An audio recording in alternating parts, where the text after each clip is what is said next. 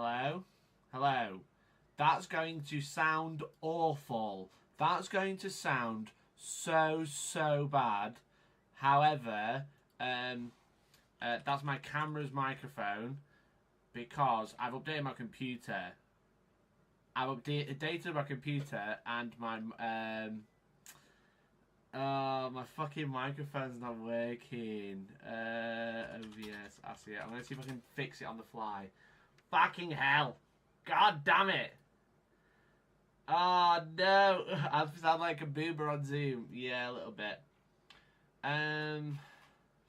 Fuck. ASIO.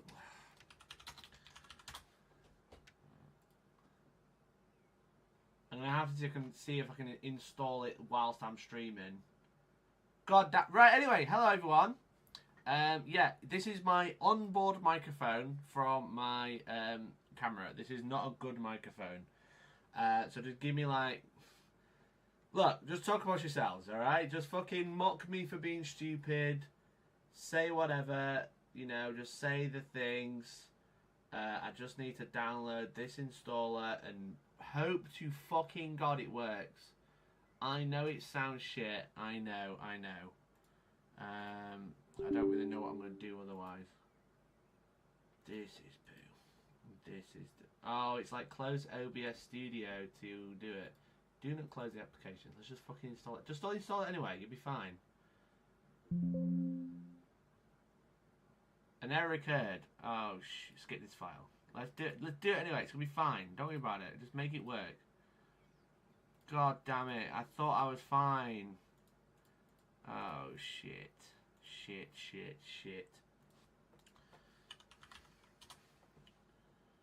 No hardware detected. That's not very good.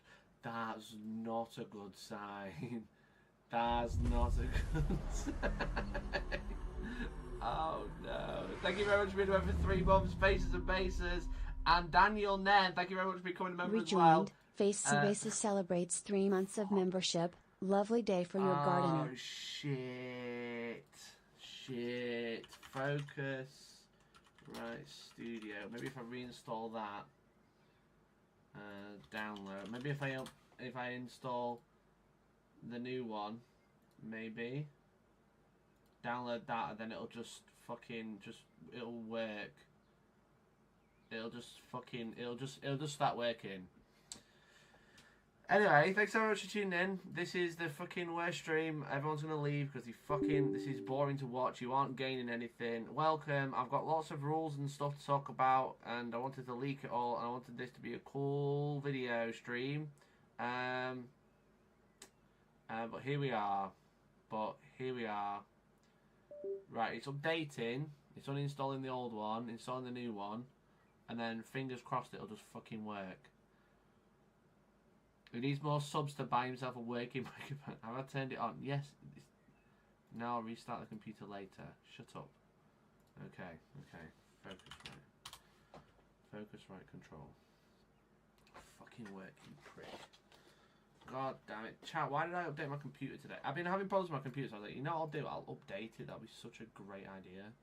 Now this is how I'm being repaid.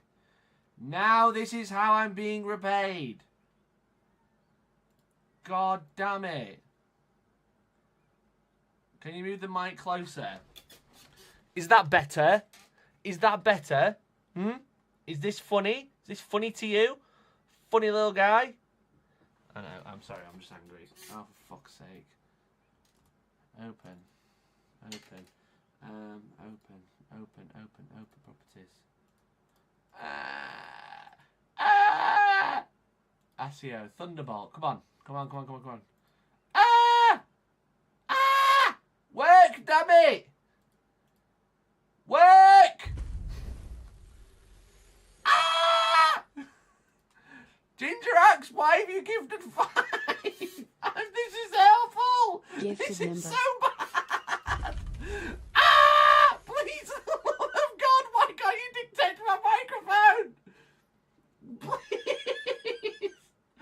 Gifted member. Do this!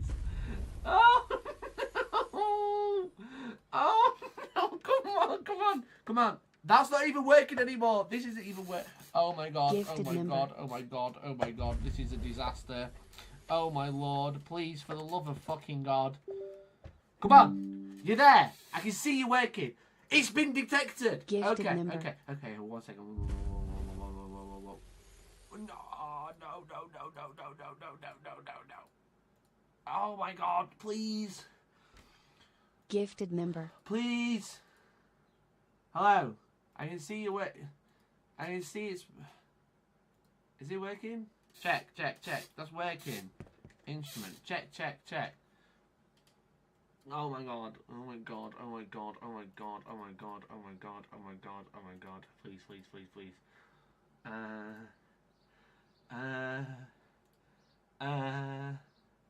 No, why did I close that? Chat, I might have to kill the stream. There's 85 people watching me with an onboard camera microphone. There's 85 people watching. Ah! Chat, I don't know what to do. I need to restart OBS, but if I do that, YouTube will be like, thanks for watching, see you later. And you'll all disappear. You'll all be gone. SEO. New device. Sorry. Channel. Hello. Oh, it might be working. That's USB SEO. Let me just delete that. Wait for it. Have I done it? Properties. USB Thunderbolt. USB SEO. Channel 1. Hello. Chat, can you hear me? Chat, can you hear me? Can you hear me now? Is it working? Can you hear me if I stand over here? Is that working? Left channel only, but not anymore. Let's fucking go, baby! Welcome, everyone, to the Hellstormwargaming live stream that sometimes works! Let's go! Is my music playing? Oh, it's changing my output device now. Wait. I can't hear anything. God damn. Oh my god. Why did I update my fucking computer? I'm so stupid. There we go. We're back, baby. We're back. We never left. I'm going to delete this fucking onboard camera input. Get gone. We never left. We were always there. Thank you so much for tuning in. Appreciate you fucking going through the fucking awful thing. The fucking... Ginger Axe, thank you very much for the 5 gifted. What else has happened?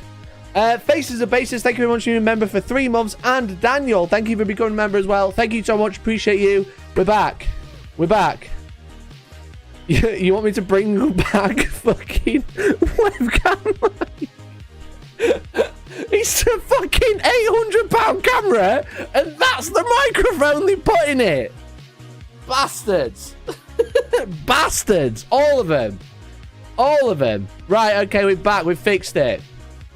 Woo. You want the shit sound back? Listen, I can ban you if you want me to. I can just turn the sound off. Thank you so much for tuning in, everyone. Really appreciate you all tuning in. Let me just quickly close some tabs that I don't actually need anymore. Thank you for the 20 mobs. I fixed it. Right, okay. The member goal. Let's set it to that, because I think it was too low when I started. Okay, we have a member goal of 470. Sometimes I might even buy new microphones with it, okay? Sometimes I might even buy a new microphone with it. Thank you for the 9 months. Pay it forward, Connor. Pay it forward. But thank you so much for tuning in. We have a member goal. If we hit the member goal, we will do a free giveaway of the Wheel of Doom, which has a bunch of giveaways for paper. It also has video games. It has a load of other stuff. Now, if we hit that goal at the end of the stream, the people who made that goal happen, such as people who become a member, who super chat, who gift, who resub, will also be in for a marbles race for a second giveaway. Okay? If you want to win some paper, you want to win some Steam games, you want to win some new models, you want to win some cool dice, and support the channel just like Connor Flynn has, as has DL, as has everyone else who's gifted a membership or become a membership. Thank you for bearing with me through my technical difficulties. I upgraded to Windows 11 today, thinking that was going to help my computer problems. And it hasn't, clearly. It just made more. It just made more. What if he doesn't leak anything? This is just for attention. Welcome to Hellstorm Wargaming. I got your view now. I own you. You're my bitch. You're my little bitch now because you clicked on the stream. Look at you. You're right there, wasting your time on my stream. Okay? If you've got no faith, then why are you here? Okay? You don't need me. You don't need me. However, if you do trust me, which you should do, you're gonna be in for a fun one. Okay? We've got a lot to go. We've got a lot to get through. We've got a lot to get through. So welcome. Let me say hello to everyone who is in chat. Thank you so much to hey, and I'm Mercenary Q for the gifted memberships. You are fucking legends. You're in that marbles giveaway now, baby. You're in that marbles giveaway if we hit the goal. Okay? We just need another 10 members. All right? We just need another 10 members. You wouldn't lie to me on the internet? I would never lie, Bishop. Thank you so much for the $5. I actually don't have anything to say about Fire Slayers, but thank you for the 5. Really appreciate it. This is true AOS content broken at launch. I'm going to update it every 5 minutes as well. So welcome, Jace, Mercenary Q, Meat Squadron, James, hello, Saltism, Mark, Cole Tunami, Dr. Goblin, Nige, Andy, Connor, Robert Saxon, Jason Rowe, Faces and Bases, Carl, baby, hello. I'm Big Daddy 74. Hello. Waking my console. Thank you very much, Dan. Really appreciate you. Really appreciate you, buddy. Let me just turn the music down ever slightly more and turn the desktop audio ever so slightly up. Manza, thank you very much for the gifted membership. Thank you so much for the gifted membership, Manza. Really appreciate it. Grimslayer, hello. Dr. Goblin, I think I might have seen everybody. Simon, hello. Tony, hello. Dudex, how are you? Andy Tech Dad, hello. Sam Livera, don't want to disappear. Me neither, bro. Me neither. It's giving Teams call. Thanks, Georgie. Appreciate you. So welcome. Thank you very much for the gifted memberships. Really appreciate you. Here's your Firefly League. They're legends. They are legends in our hearts. But what we've got to talk about first, we have a big thing to talk about. The first leak. The first leak of the evening is about me, obviously. As you may know, I am Signature Series #1 for Colourforge with this brand new spray primer. Look at this beautiful spray paint. Signature Series Colourforge matte finish reliquary red by Hellstorm Wargaming. Okay, have you seen it?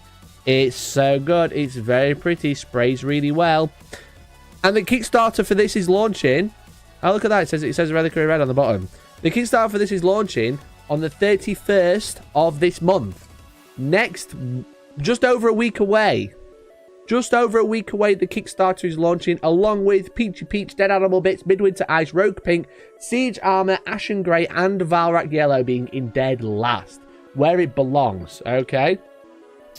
Can you see that? Reliquary Red first, Valrak Yellow last. That's how it should stay, okay? So just as you all get paid, yeah, Decknoll payday, you'll be able to order or put in a Kickstarter backing for the new Colourforge Signature Series. You'll be able to buy mine, be able to buy everyone else's as well. I believe they're going to be doing daily unlocks, so the more people that back, the more stuff that will be available, which will be very sick. So it's very, very, very exciting. Very, very exciting. That's launching next week, next Friday, I believe it is. Oh God, how do I get the date? Oh, I'm on the new thing. How do I see the dates? I need the calendar. There we go. A week on Friday. Okay. Mikey, sell this to me over using airbrush. 1, easier than using airbrush because you don't have to clean anything. Okay. 2, hard wearing. All right. Airbrushing is great, but primers are more hard wearing. 3, potentially, well, maybe not cheaper, but if you account electricity, definitely cheaper. More convenient because you can start with a primer color rather than airbrushing, like priming it gray or black and then airbrushing it over the top. So faster. faster, more convenient, and hard wearing. That's like a really big thing, okay? Now, if you don't have an army that wants to be red, you probably don't care, or any of these other colours. And the airbrush gives you lots of freedom to airbrush any colour, but also you don't have to airbrush. It means you don't have to clean it, okay? But yeah, that's like an advantage. So I prime, when I prime, rather than like priming another colour then airbrushing, I'll just prime straight there. It's a bit faster, okay? Red is still good for flesh. It's true. It's true. So there's 8 colours that have been announced now. I would say red is probably the best. Harder, better, faster, stronger. True. You can't huff an airbrush. Also true. You can't get high off an airbrush. Allegedly. So that's happening in just a week. Just over a week. Okay. So if you wanted to paint anything with a red base coat, you want to start a Blood Ravens army, you want to do Word Bearers, you want to do Hive Fleet, Behemoth Tyranids, you want to do what other the Red Votan, you want to do some Red Guard, Red Death Guard, Red Sisters, Red World Eaters, Red Orcs, Red Grey Knights, anything that's red you can paint with my colour, okay? What kind of sick name is Dead Animal Bits? That's obviously Pete the Wargamer, that's his catchphrase, right? Which these are sold in the USA? I imagine they will be, but keep spamming their comments, okay? Keep spamming their comments, but yes. Basically, as far as I understand the ideal timeline for the Colour Forge, I think their plans is to do this signature series, because they're a very small company, by the way. I don't know if you knew. That's what Des, thank you much for the gifted, buddy. Really appreciate you. They're a very, very small company. They're literally like a team of 4 or 5, as far as I'm aware. Gifted member. They want to expand their range so they can essentially make more money, because the more money they have, the more investment they can make in sending aerosols overseas, okay? I think their initial plan is to go to Europe and then the USA, or they might do both at the same time, but I know it is on the cards. It's not like we're not gonna. It is just this very small team that are kind of like, just kind of like wowed everyone with this product. So they haven't got round to shipping stuff overseas because it's like a really long process, because it's aerosols. Obviously, like, you can't take aerosols on a plane, and that's for a reason. So everything's got to be done by boat, and that's like a big thing. So they've got to do like a really big investment. So basically, the more money they make, the more likely they are to expand, you know? Do you know if these clothes will be made part of Live Forever, or are they timed exclusives? The first batch will be via Kickstarter, but the plan is it's going to be part of the main range for a while, okay? I don't know how long. I don't know how long it's going to be part of the range, but it is going to be on shop shelves. That is the plan. If it funds in the Kickstarter, it will go to stores. You know, your local hobby stores, and maybe some other ones as well. They're not Kickstarter exclusive, but this is going to be the first place you can get them. So if you would like them first, go to Kickstarter, okay? Do they make them? Yes, they are locally made in the UK. Yes. Like literally, like I was like getting test samples, and they were getting like mixed and sent on the same day, arriving next day for me to be like, no, that red shit, do it again. There's so many random red cans of paint. Can I just pledge for yours? I don't want 7 cans I won't use. I don't think they're going to be... I think they will do bundles, but I think you're going to be able to back for a single can. I'm like 90% sure you can back for a single can. I don't think they're making anyone buy 8 cans of spray paint. I think if you buy more, they'll be cheaper per can. But yeah, like, you'll be able to buy red because it's mine. It's the best, okay? And the more you buy, the more my pockets get lined, okay? So that's another incentive, all right? The more red you buy, the more pockets, the thicker my pockets get. I'm going to be stacked, okay? I want a yacht this year. So make sure you buy 8 cans of just red, all right? I'd make you buy 8 cans, eat up pigs. No one buy the Valrat one. What else are we saying? Colourforge range is already great. These new colours just round out the range further. Yeah, this is like... I think there's going to be 38 colours of sprays now. Hellstorm about to show it with an Admech army. Yeah, don't buy a yacht. Buy an Admech army. It's a better investment right now.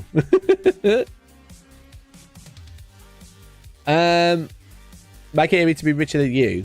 Who? I'll be having an Never when Hobby Workshop stocks them. I think Hobby Workshop already stock Colourforge, right? So I imagine they'll probably pick up this when it comes out.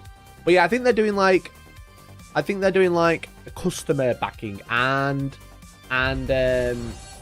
retailer backing as well. So if you've got a hobby shop that hasn't got them, tell them to look at this. Have a Baraya! Thank you so much for the 1 month. I don't have anything worth saying in this. You were here. I was there. I was there. I don't have anything worth saying in this. Thank you so much. Thank you so much, bud. How did cancel a new mic? The mic's not the problem. It's all software.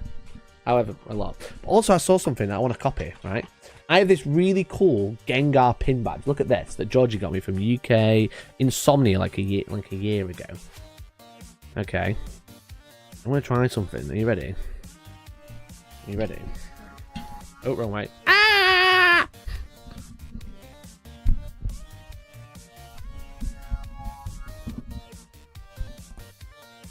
Oh, no. Okay. I've got a better idea. 1 second. Put that through there. And I put the back on.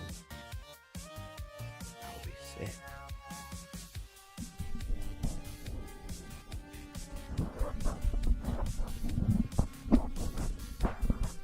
Ciao, we got a little Gengar mic. There we go. Smashed it. We got a little Gengar on the mic now. That will work. Ah, hey, I think I should ban you for a month for saying this. It worked perfectly. It worked perfectly. That's actually great. Maybe I want more pin badges. You should put a Hellstormwargaming pin on it. Or maybe Wargaming. That'd be good. Make it look official. That'd be sick. Do I have any more little pin badges? I'm sure I had another one. I just tend to chuck them in a little pot in front of me because I don't have anywhere to put them. I don't really wear pin badges. I don't wear like a denim jacket to put them in.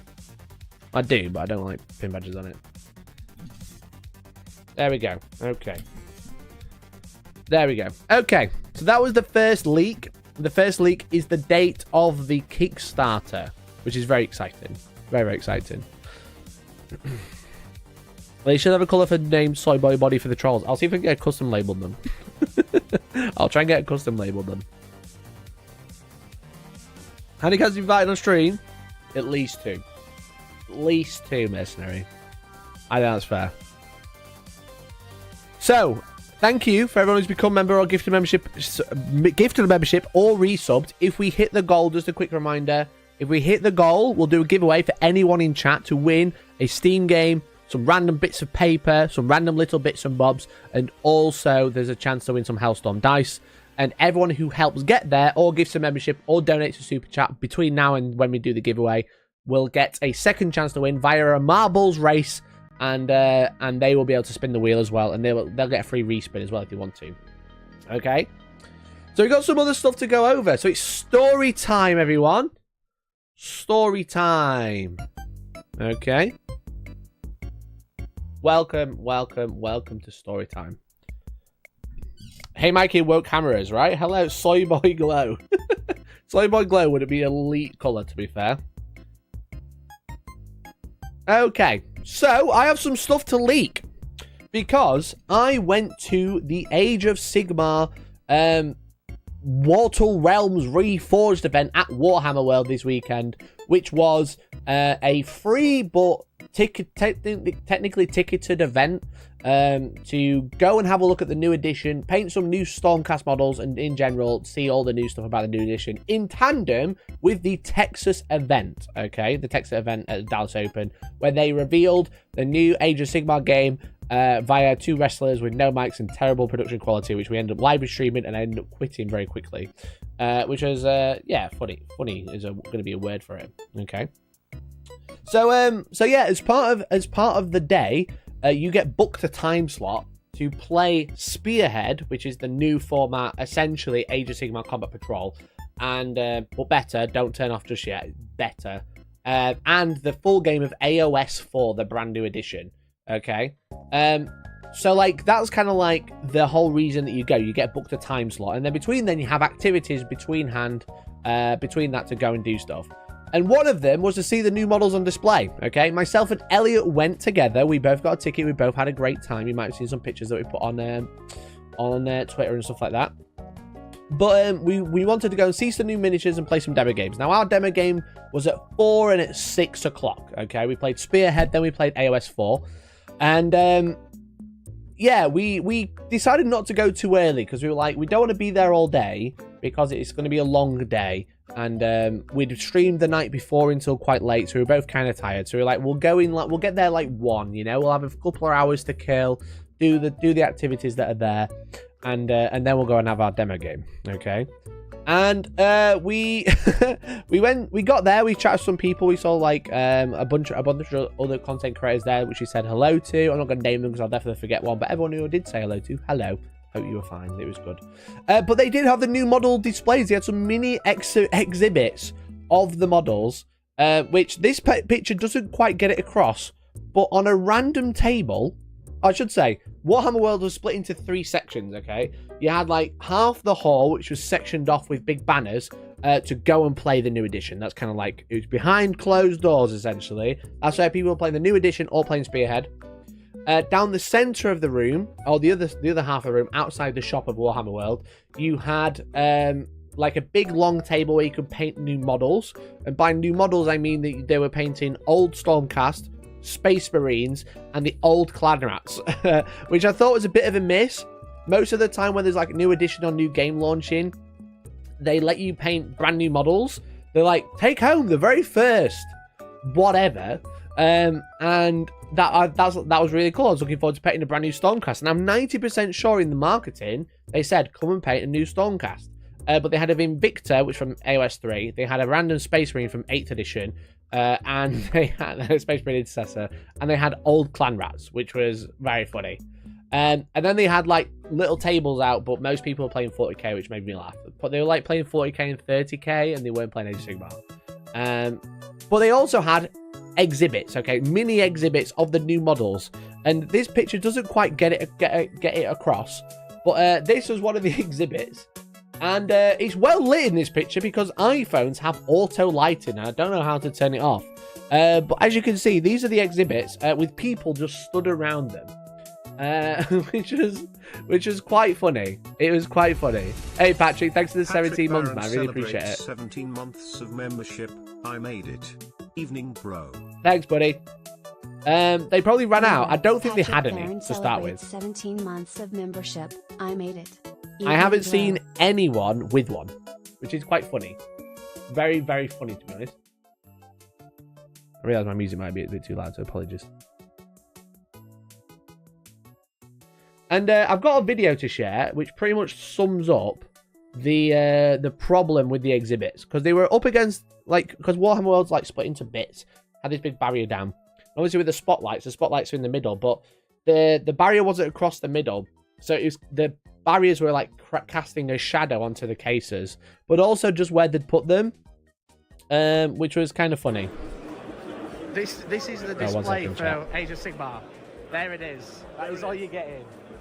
I'll restart it. Sorry. So this was my view of the exhibit. This is the display for Age of Sigmar. There it is. That is all you're getting. I hope you're enjoying the view. Has anyone noticed a problem with the view of the exhibit? Is there a view? Is there a viewing issue? Now, I did tell them, I gave them some feedback. I was like, move those cases for the love of God. As you can see, they are casting a shadow. You got Rob and Louise here, chilling, grilling, Honest Wargamer and Rogue Hobbies. We were chatting to them. They were always great. But as you can see, it was in the dark. You could see the shadows, and then there were cues as well. Now look at that. Yeah, you can see all of it. Why didn't they? The models are backwards. The other way? Wow. The models are backwards in this one, and they're backwards in that one as well. Granted, they did have 2 cases to look at, but both the cases were very similar, where they had the Sigmarines, the Stormcast, facing off against the Clan Rats, and and you could only see the back of the Stormcast models, which is hilarious. And it was dark, so you couldn't see anything. Whoa! Look at these! So Rob was very helpful and was a little spotlight for us. You could actually see the models. So good. I like this one. I just can't see the other ones. Oh my lord. So I think the idea of these was to be able to like walk around them. It was like to walk around them, but they put them up against the barrier in the shade, as you can see there. Like there's like the shadow. That's why you can see like the reflections really easy as well. So they put them in the shadow, so you could hardly see them, and then you couldn't see the front of the Stormcast, which was honestly hilarious. So as I said, like a little bit of feedback there was given. I said kind of like, great job. However, come on now, what's going on? However, they did have. I didn't realize, I was kind of like laughing at this point. I ended up looking around the shop. The shop was obviously very busy, very rammed.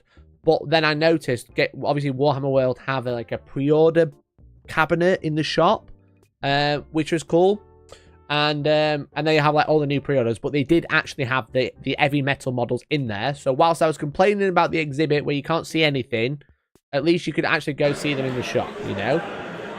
So you could actually go and have a look at the new models that you've seen on the telly, having a look at, and you could actually go and have like a close look at them. But it was just like the exhibition, which was like I keep calling them exhibitions, the little display boxes, which was like a cool bit where they're all fighting. You couldn't actually see anything, which was very funny. But yeah, I told them, I was just like, why did you do that? Did they paint the fronts of the Stormcast models? I have no idea. No idea. But I just kind of went, and I was just like, I don't know why you bothered. They're just like, something so simple, an easy win, right, would be putting them in the middle of the shop, in the middle of the floor. One end of each painting table, maybe. One at each end, so you can have a nosy round and, you know, do this. But because they're up against a wall in the dark, it didn't look very good. But that was like my only complaint in the day. What else did we see? Here's a close-up of the back of the models. As you can see, iPhone lighting doing a lot of carrying, but you can see the back of the models, okay? You can see the front of a couple of ogres, rat ogres, and a couple of clan rats. You know, you can see the front of him. You can see his back. You can see the back of this one, Lord Terminos. You can see the back of this Liberator. You can see he's got no cake anymore. You can see the back of the new guy on the Griff Stalker, I think it's called, which is very cool. But I really wanted to see the front. But thankfully, because they had them in the shop, I did manage to see the front. As you can see, look at that beautiful, beautiful model. Very, very cool model. So like, whilst they've like obviously not doing a Warhammer Fest, what you got to remember is this is a free event, so you don't actually need you do need a ticket to go, but they started just letting people in because it wasn't that busy. So when I got there, we got there at like 2, half 1, 2, I think. They didn't check our tickets; they just let us in. We had them ready, but we didn't need them at that point.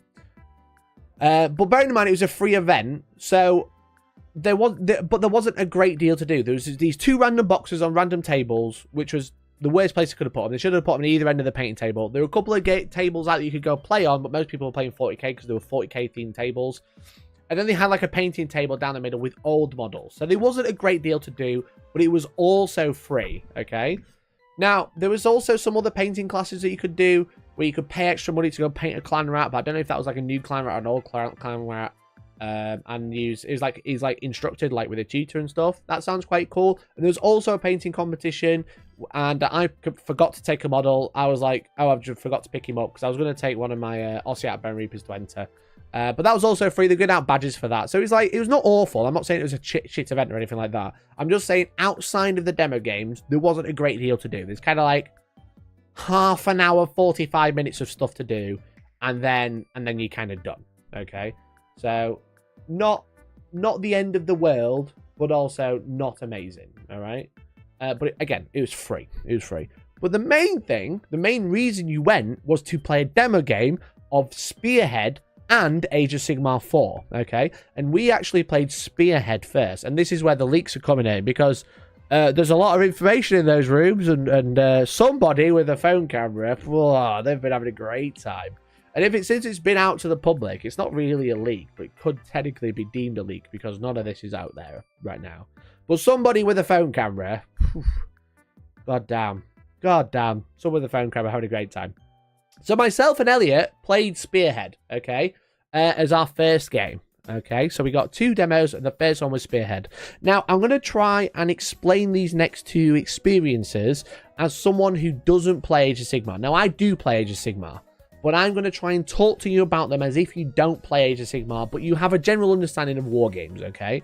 So I'm going to try to explain things if you're like a 40k player that's mildly interested, or you don't play war games at all, you're a 3D printer bro, or you just randomly clicked on this video. I'm going to try and explain things relatively basically, but if you've got any questions, leave a question down in the comment, okay? Like, leave a question in the chat or in the comments, and I'll try and answer. But basically, Games Workshop are peddling Spearhead, which is a mini version of Age of Sigmar, okay?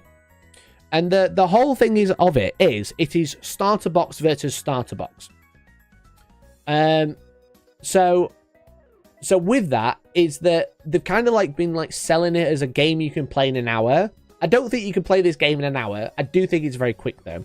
But essentially, the whole point of it is you pick up a starter box, your friends pick up a starter box, you build the models, and then you play a game. And the game is very, very quick. It's essentially like a board game version, like it's so small, of Age of Sigmar. Now, a lot of people, myself included, are comparing it to Combat Patrol, which is 40k's version, or Warhammer 40k's version, of starter box versus starter box. However, Combat Patrol, in my opinion, is pretty boring. It's a very limited, flat game, whereas I found Spearhead very interactive and very interesting, and let me tell you why, okay?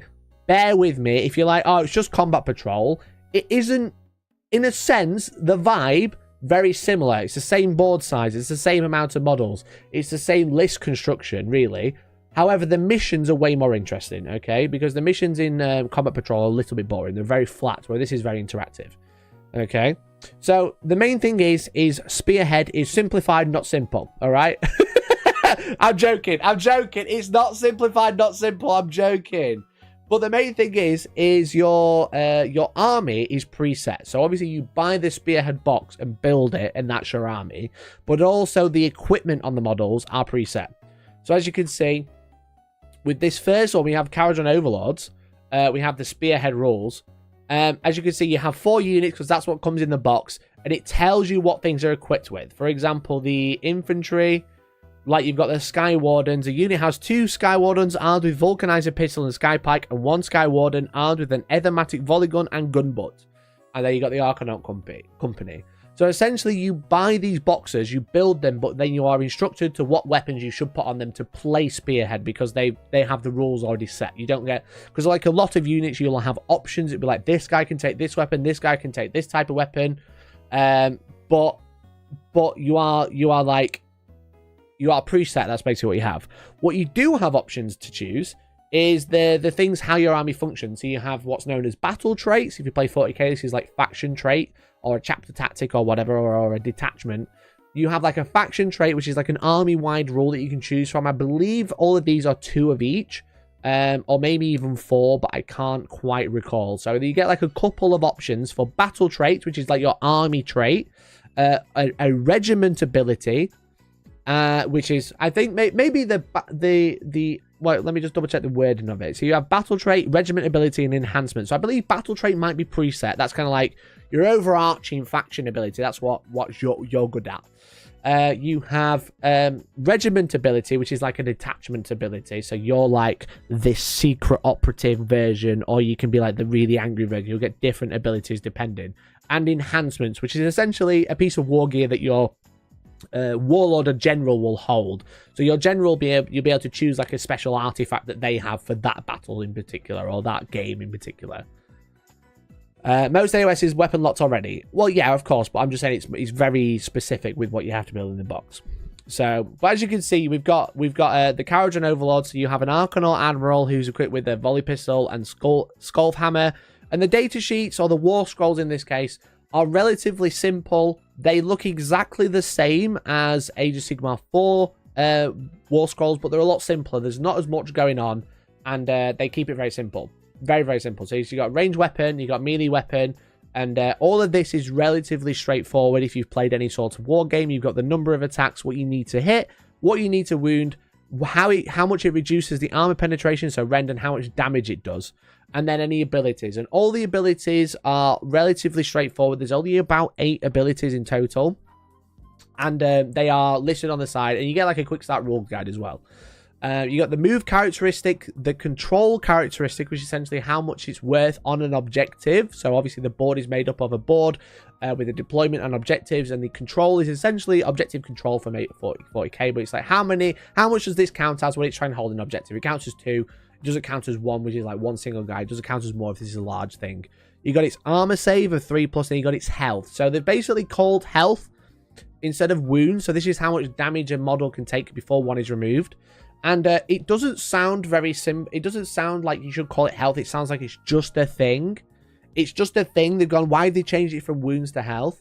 But probably one of the biggest changes, which I'm kind of jumping forward initially, but just to kind of like step in why they've called it health, is because you apply wounds or damage to a unit. You don't apply wounds or damage to a model. So, for example, if you, in 40k, you've got 2 models that have 3 wounds each, okay?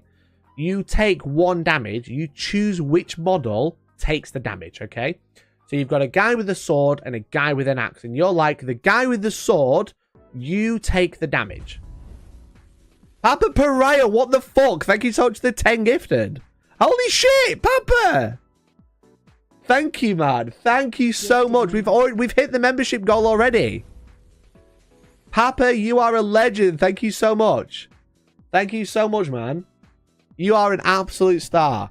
We've hit the goal. So after my big explanation of Spearhead, we will do a giveaway. And after my big explanation of AOS 4, we will do another giveaway for members and people who have gifted memberships and super chatters. So if you'd like to enter the second giveaway as well as the first, become a member or gift a membership as well. You'll still be entered. But Papa Pariah has 10 entries to that one. So thank you so, so much. You are a bloody legend, mate. Thank you. Welcome, welcome, welcome. If you haven't already, please join the Discord. Support the channel like Papa Pariah. Make sure you say thank you to them for gifting a membership to you, because you are a legend. Thank you, buddy. Thank you so much. Thank you, thank you, thank you. Honestly, can't thank you enough. 50 gifted. That's crazy. That's so much. 10 gifted. That's so much. That's like 50 quid. That's a lot of money. That's a hell of a lot of money. Big C as well, coming in with the gifted. Babe alert. Thank you so much. Thank you so much. Little sneak peek. Big C will be appearing on the channel this week with their Tau Empire army. So we're going to be playing a battle report with Tau this week on Friday. Thank you very much, Big C. Really appreciate you. So you've just been gifted a membership. Make sure you say thanks. Idiotic Cast, Terminator Eric, Winter Zeph, Caring Commissar, Tanks Up Games, Zach, Wolfgar, and Cameron Giles. Make sure you say thank you. Make sure you say thank you. When you said 50, I thought I clicked the wrong option. You haven't. I mean, you have. You have to give 50 now because I said it. Papa. No, thank you, mate. Appreciate you. Appreciate you, man. Very, very kind. That's really, really generous of you, but I really appreciate you. Thank you, everyone who support the channel this evening. Give us some memberships. I appreciate it's a bit of a fucking cock up, but I've got lots to tell you. I've literally wrote like 2 pages. Look, I've literally wrote 2 pages of notes 3 pages of notes to go through. Okay, this is what I've learned. This is a big stream. All right. Can we talk about how you say melee for a minute? Melee. No, you can't. Finally, dissipated army on stream. Right, Detnal's banned. Leaked his notes on leaks. I did. I just leaked my notes. Okay. So, what was I saying? So, yeah. So, like, you have a health characteristic. So, you say you've got one guy with an axe, one guy with a sword, and the guy with the axe takes the first wound. Okay.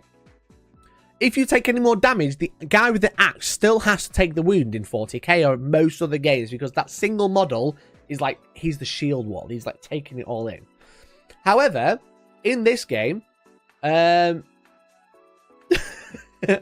this game, or in Age of Sigmar, they've changed that characteristic to health, which sounds silly, but what happens is you apply damage to the unit, okay?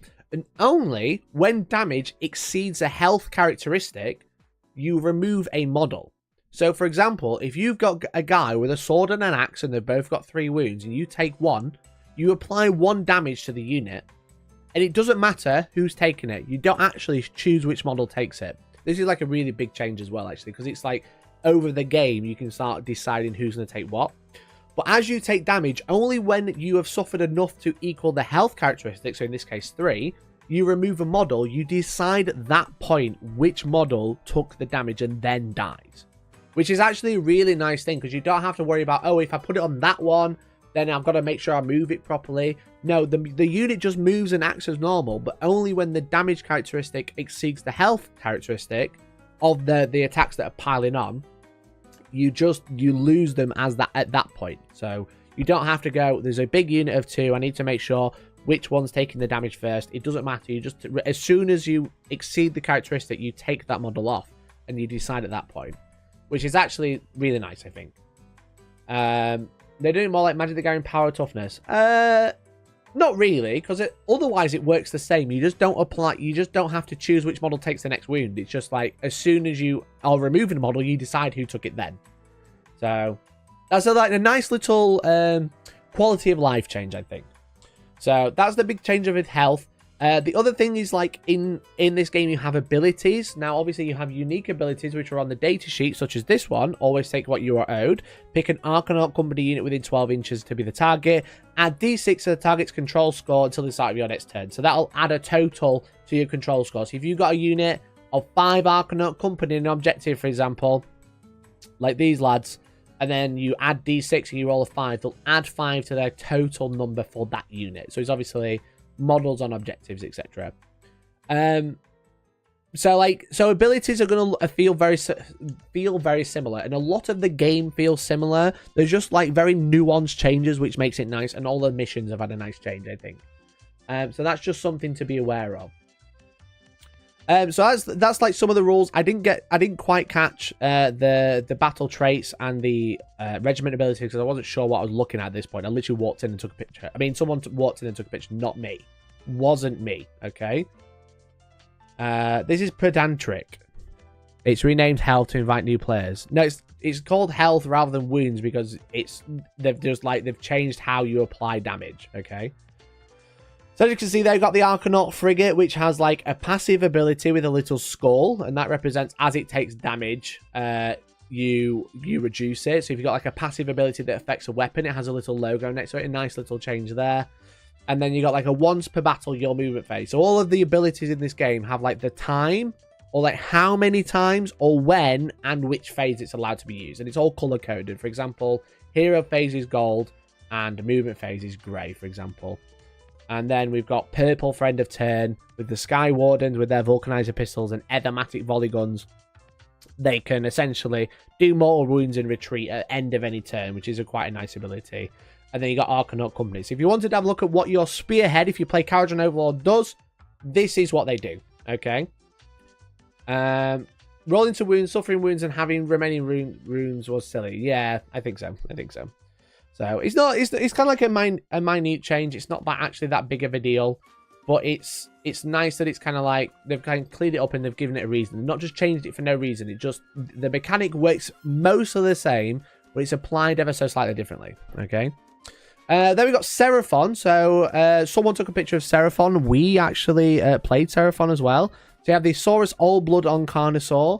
Ancient Warlord, pick a friendly unit, hold it in 12, and start next turn, add 1 to charge rolls. And he has a passive, Massive Jaws, reduces its attacks when he takes damage. As you can see. So they have an ability called Shooting Combat and Companion. So Shooting Combat is one of the abilities that you have available in Spearhead and Age of Sigmar 4. And essentially, you can't shoot in combat anymore unless you have the ability that says you can shoot in combat. That's like one of the other big changes. You got the Saurus Warriors who have a passive ability. I should probably just like do that rather than clicking the magnifying glass. They add 1 to save rolls, so contesting objectives. So everything's going to feel very similar, but you can see like the way it's laid out is like your hero phase trigger an ability. Passive is kind of like all the time, but it's just like it's a little bit cleared up now. So like green passive is basically all the time, and then black is like a damage passive, but then if it's in a certain phase, it'll have a certain color. Okay. And then we have the Croxigore. God damn it. With their Brutal Blow, so they have crit 2 hits if the target unit has 5 or more models. This is essentially exploding hits. If it says crit, it's referring to hitting on a 6. And for this one, if they roll a 6 to hit on the turn they charge, or sorry, if they can roll a 6 to hit on a turn they fight something that has 5 or more models, they get 2 hits rather than 1. Okay.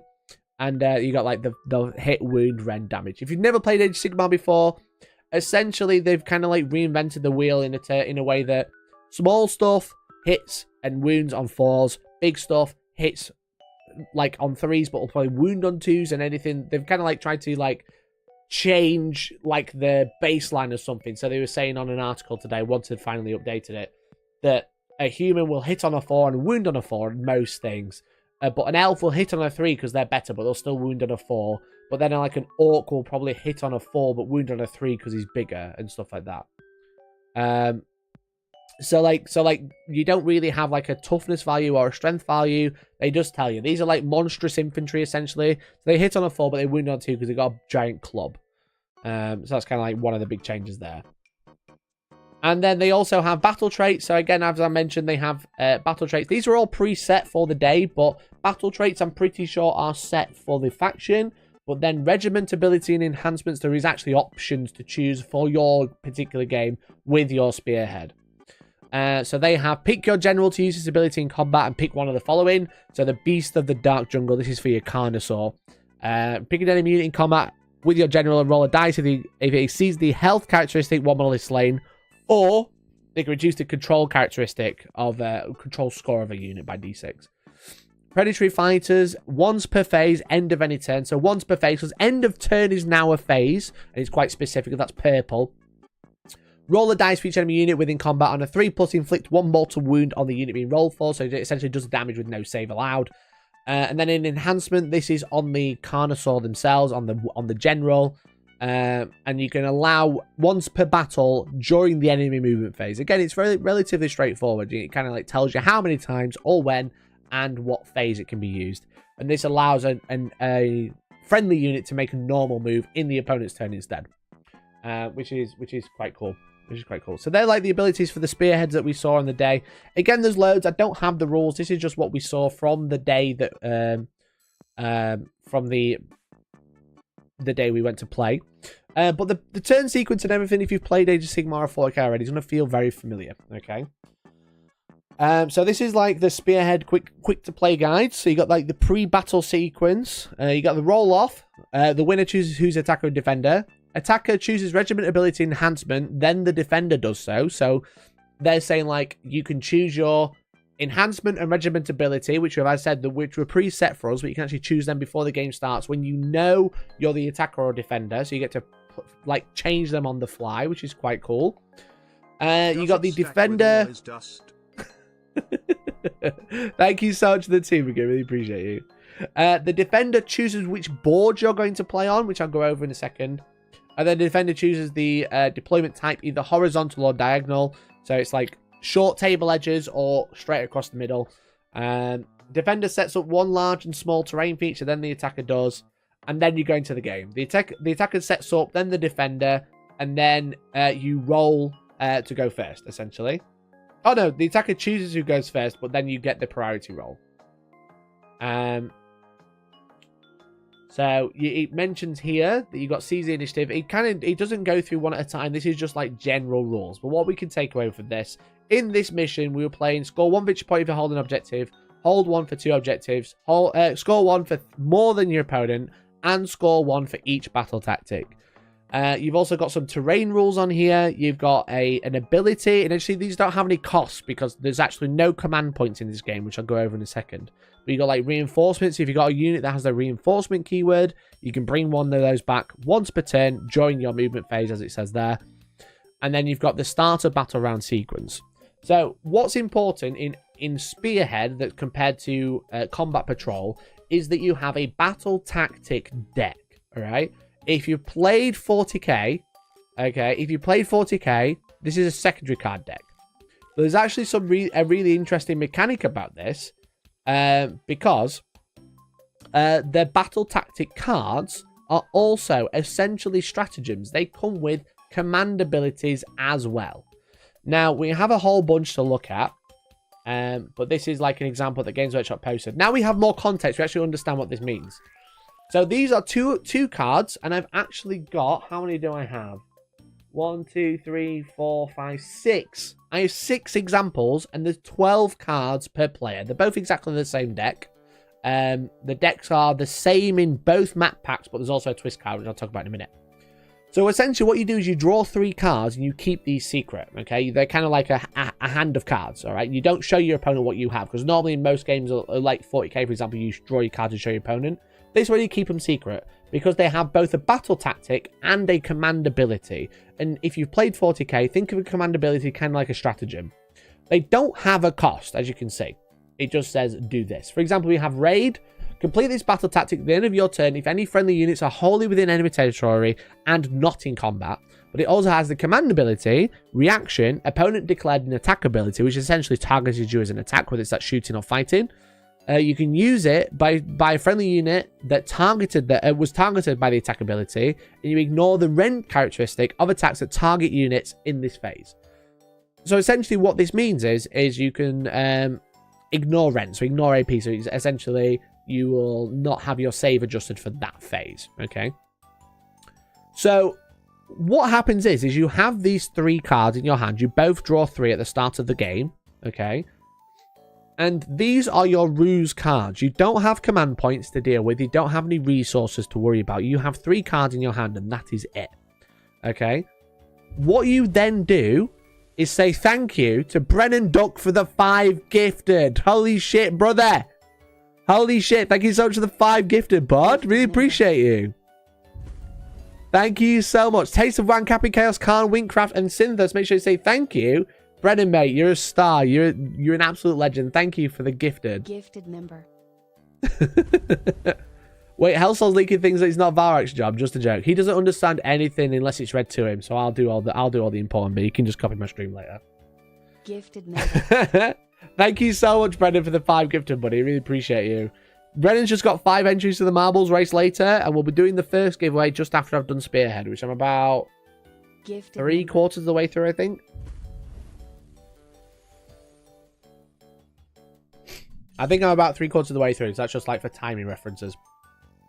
But thank you, Brennan Duck, for the 5 gifted. That's very, very generous of you, buddy. That's very, very generous. And you won last week's giveaway. You could win again, okay? Which would be very cool. So, where was I?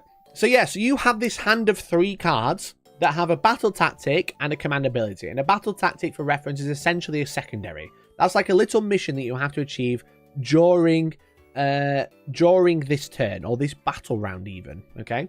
So, as I said, have any friendly units are wholly within enemy territory and not in combat, or you have hold your ground, complete this battle tactic at the end of your turn if there are more friendly models contesting the large terrain feature in your territory than enemy models contesting it.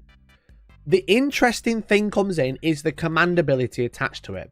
What you have to now consider is these are battle tactics but also commands, and when you use them for either, they are essentially spent. Okay?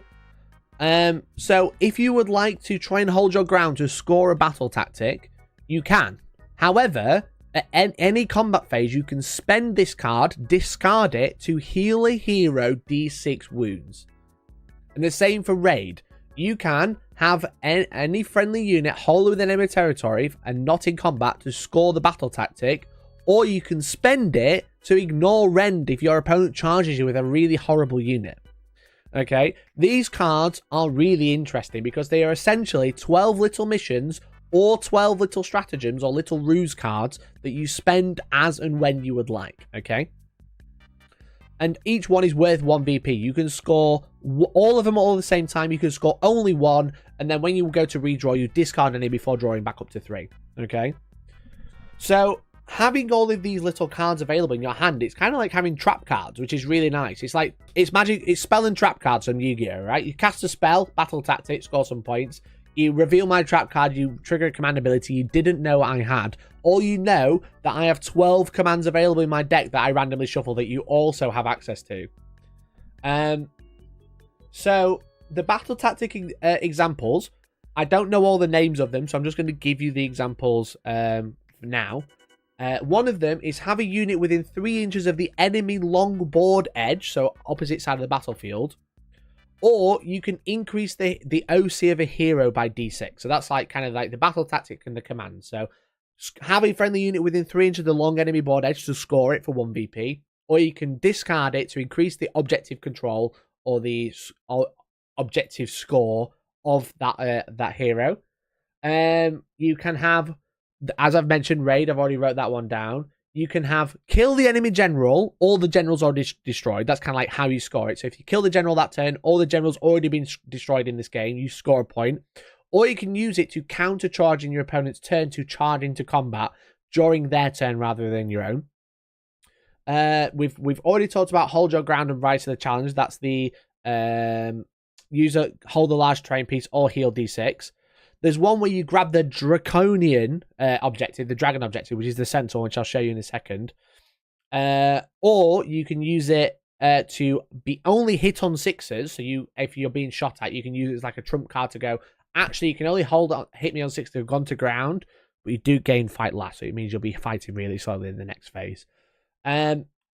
Or you have one that is have a unit within 3 inches of both short board edges. So either extreme board edge, or you can use it to redeploy d6 inches. So after your opponent's finished moving their units, you can move d6 with one of your units by spending it. This is just Spearhead, just to clarify, Marty Marv. This is just Spearhead. And then, so that's like some examples of the battle tactics. Okay, we've got these ones: take the flanks, redeploy, Dracothian Deus, and the go to ground, which I've just mentioned. Let me just close these ones. I don't think we need. Oh, I needed that one. Damn it. Can I go recently closed? Let's go. So the Spearhead is built on 2 boards, right? As you can see.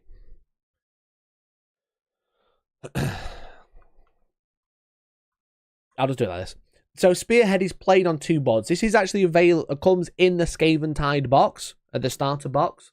You have the Realm of Life and Fire, or Gyron and Akshi, and they have slightly different deployment objective layouts. As you can see, you've got Akshi, which is the green one. You've got 3 across the center, then 2 on the extremes, and then Akshi you have 5, 1 in the middle, and then extreme corners. So the objectives in this are 3 inches from the center. They are 6-inch diameter, which all of the Hellstorm objectives actually have laid out. So if you don't have one of these boards, you want to pick up some Hellstorm objectives, they have 3 inches measured out from the center and from the edge of the 40mm objective, which is great for moving from Spearhead to Age of Sigmar 4.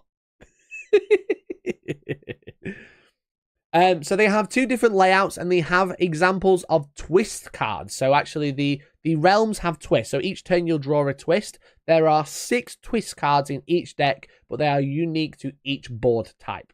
Okay. So examples of twist cards are, let me find it. In the life realm, there's an underdog chooses a unit, and they are half move and minus 1d6 to charges.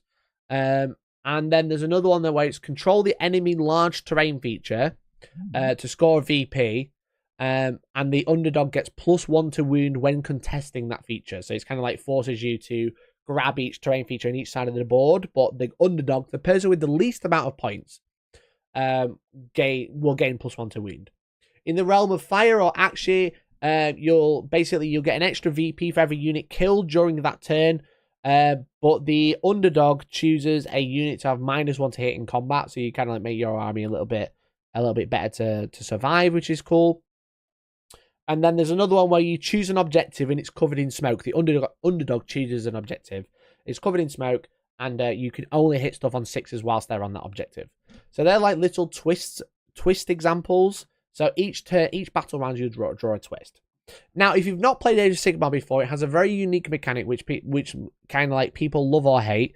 But what I will say before we move on, is the objectives have little logos. So it said like the Dracothian Deus, it's referring to this one. So each objective is essentially numbered. They've got like different logos on them. So it might tell you to grab this objective, for example, or whatever.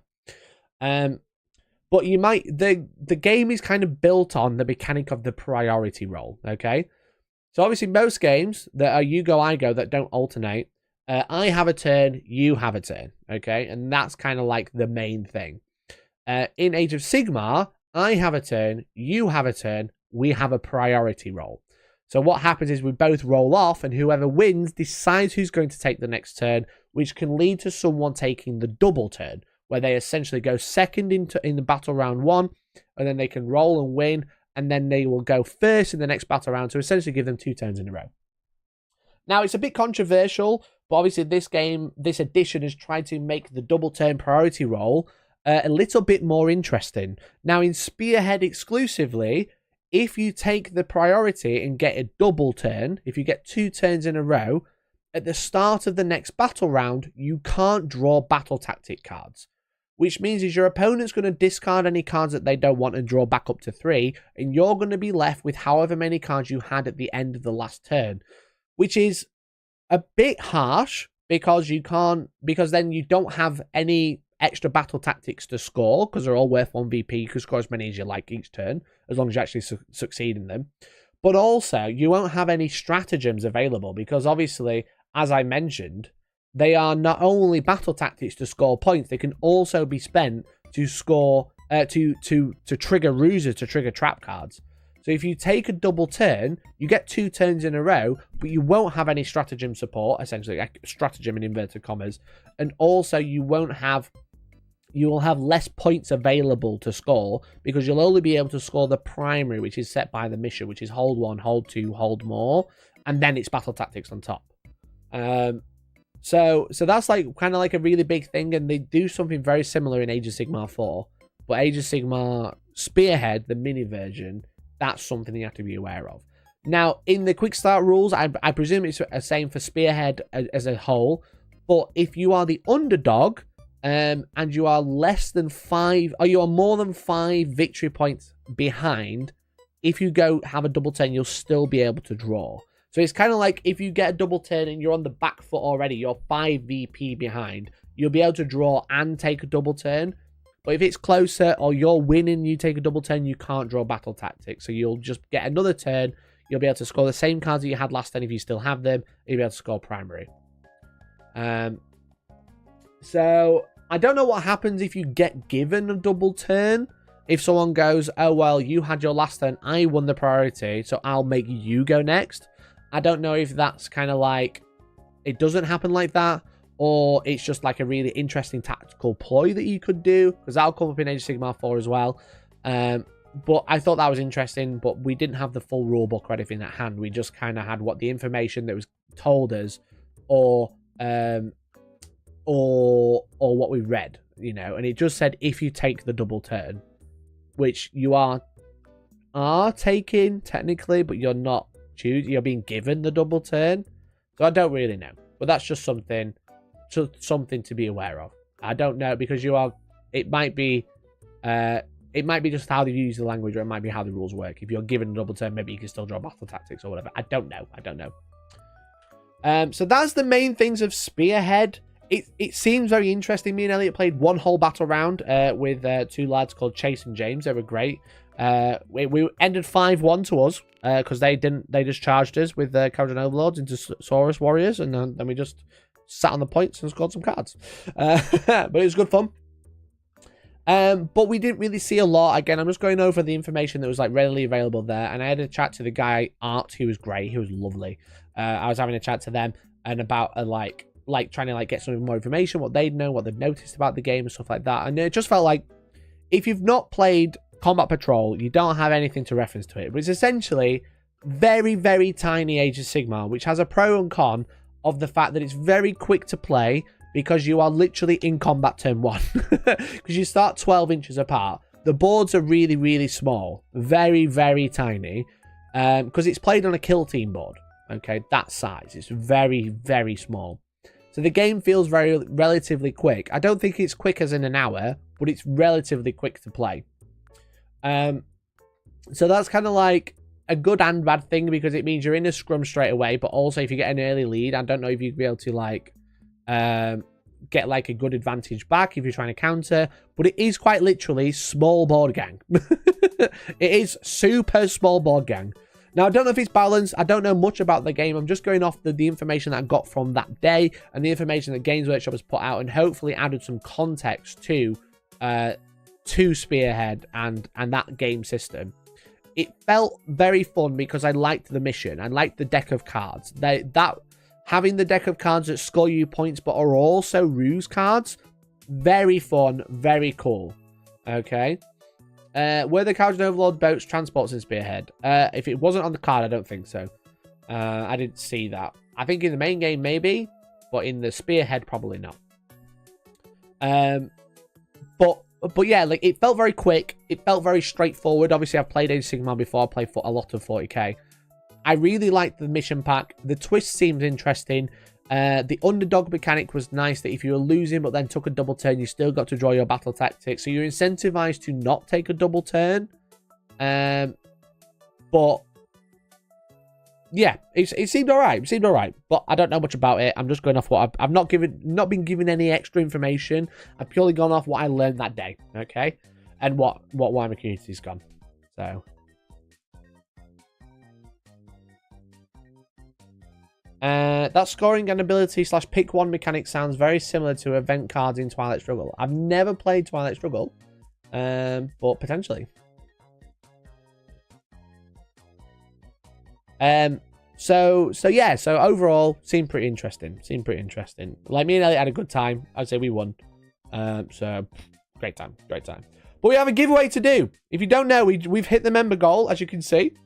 I have a wheel of doom. A wheel of doom with 33 prizes, as you can see. Wheel time. We've got 33 prizes to give away, and you, lucky duck, or one of you lucky ducks, have a chance to win one of them because we hit the member goal. If you helped me beat the member goal this evening, you'll be entered to a marbles race at the end of the stream to have a spin of the wheel as well. But now we're about to do a free one, a free spin of the wheel. Okay, and our keyword today will be small board gang. Exclamation point small board gang in chat. Don't use the emotes, that won't work.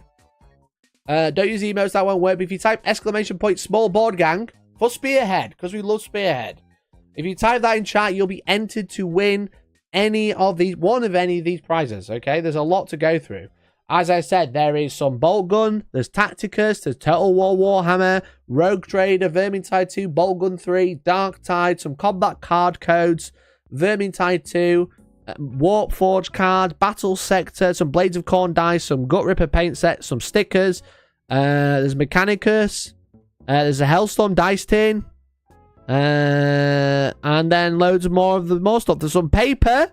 There's some paper that came in the box, which is very epic. We love paper. So if you're watching live, make sure you type exclamation point small board gang in chat to win.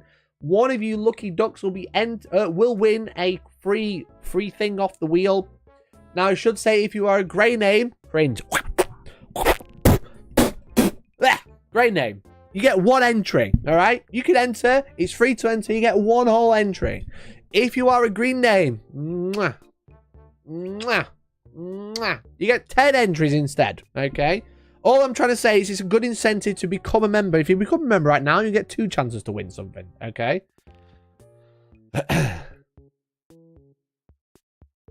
If you'd like to know the full term conditions of this giveaway, exclamation point T ampersand C in chat to find out what the terms and conditions are. But it's a free entry. You can enter in any country. Your intelligence test is being able to spell on screen and be able to copy that down and being able to write that into a text box. And I will email you or send you on Discord the code if it's a Steam game. If you're outside the UK and win a physical prize, you might be sent something that is similar in value. Okay. But welcome. Thank you everyone for joining. There's currently 56 people who have entered, 127, so just shy of half of you. As soon as half have done it, I will start thinking about doing the giveaway. Great Book of Grudges. Hello, how are you? Thank you very much for tuning in. When does he start dancing? As soon as you become a green name. I think that's a fair trade. To be honest. As soon as you become a green name, they'll start dancing. So as you can see, the people who have entered are Araya, Alex Gonzalez, Andy Tech Dad Apollo, Ben, Big C, Brennan, Caring Commissar, Carl, Connor, Dadbod, Daniel, Datsundez, Decknell, Drachi, Dr. Goblin, Frank Canapino, Free Radio, Gilhammer, Grimslayer, Hatman, Jaffe, James, Jace, J-Mad, Josh, Justice, Caleb, Nordlerbane, Lord Gitface, Magoo, Marty Marv, Mark, Bollace, Matty Dwell, Mercenary Q, not this person, they haven't entered. Monkey Facts Mondays. What? Give me a Monkey Fact right now. Nate Rossi, Necros, Nige, Papa Pariah, Paul Tonks, Peter Watkins, Fat Chance, Phil Harrison, Popcorn Scorpion, Reveler, Rich, Rideberg, Saltism, Simon Tournay, Steve Rogers, Stu, Samanth, Teplar, not this lad, The Ginger Axe, Toasty Art, Tony Can't Paint, and Video Crate. If you've just heard your name, you are in the giveaway. If you haven't heard your name, you haven't typed exclamation point small board gang. There's currently 60 people entered, so if another 3 want to join, now's the time and we'll be doing the giveaway. Okay? Your mom, she did enter. What are you winning? We're going to spin the wheel. You're going to spin the... What do you mean you're going to win? You're going to spin a wheel. Tricked up Mikey, you did. You did. We Paint Minis, hello, how are you? Hello, We Paint Minis. Do I have that? Do I have that access? I mentioned that thing the other day to you. Do I have it? Let me have a look. I can't remember if I copied it over to my hard drive or it's on my external. Oh, where did I find it? Streaming emotes? No. Oh, stream alerts, was it? GIFs?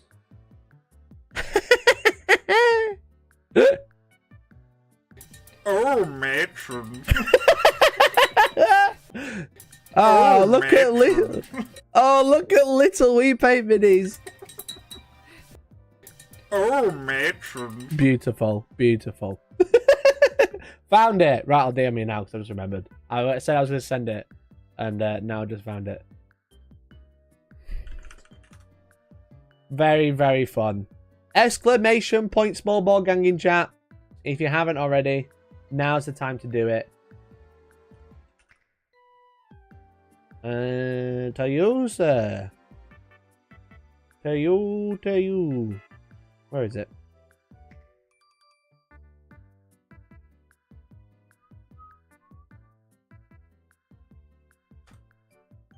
I've sent you that if you're still watching. I've sent it if you're still watching. A Doom Wheel for talking about AOS 4 which does Skaven. Yeah, exactly. We got the Skaven Doom Wheel. If I didn't read out your name, you might have seen it on screen. You might have just joined just afterwards. But these are all the people that have joined, okay? These are all the people. If you don't see your name, I saw someone, was it Michael, who said he'd not entered? You haven't entered. Make sure you type it correctly. If you don't type it correctly, you've failed the intelligence test of today.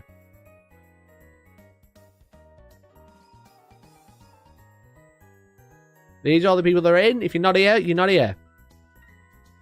Okay? We've got 65 people. That is currently half the people watching. So I'm going to draw it in 10, 9, 8, 7, 6, 5, 4, 3, 2, 1. Stream delay.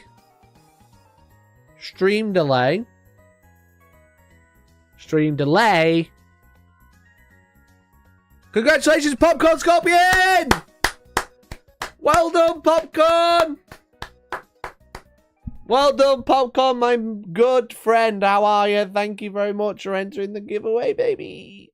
A long-time supporter of the channel. Owner of Cringe as Fuck Bowls, I've heard.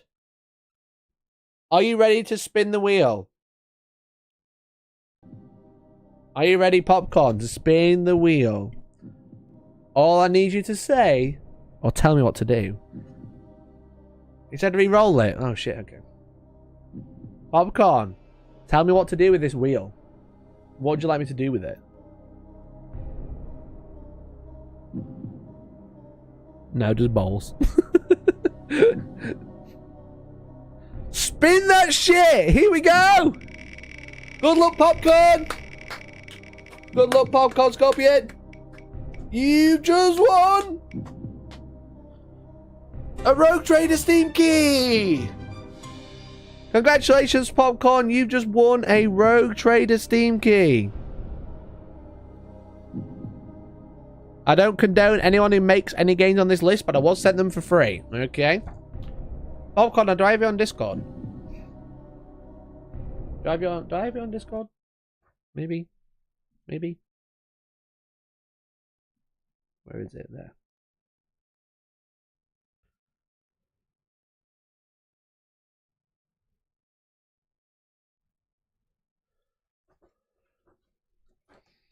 I don't own a PC.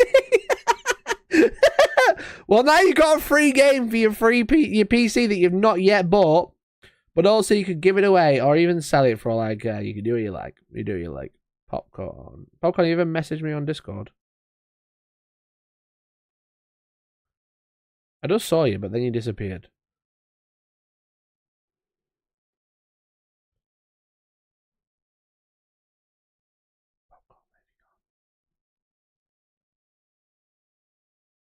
Popcorn, now's the time to buy a PC, I guess. Aha! I have found you. Hello, Popcorn.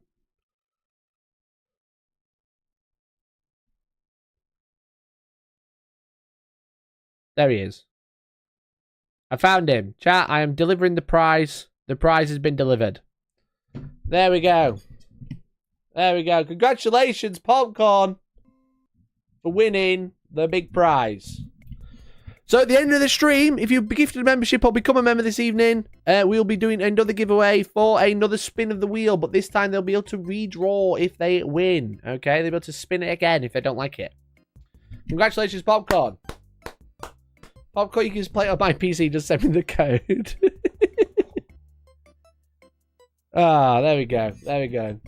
Okay. Thank you, Popcorn. Thank you, mate. Congratulations. Congratulations. I'll do you a favor. eBay it. Let me scribble that one out so I don't give it to someone else. There we go. Done that one. Done it. Done it. Done it. He never gave me a prize this camera. What do you mean I just sent you the prize? Okay. Thank you, Popcorn, for being a legend. Appreciate you. We've got more stuff to talk about now. Now some delay. Hello. Oh, yeah. Make sure you watch live. We got more to talk about because I didn't only play Spearhead that day. I also played AOS 4. Look at me and Elliot having a great time. We also got a small demo of AOS 4, which was essentially most of the Skaven Tide box set to play with. Which is cool. Which is cool.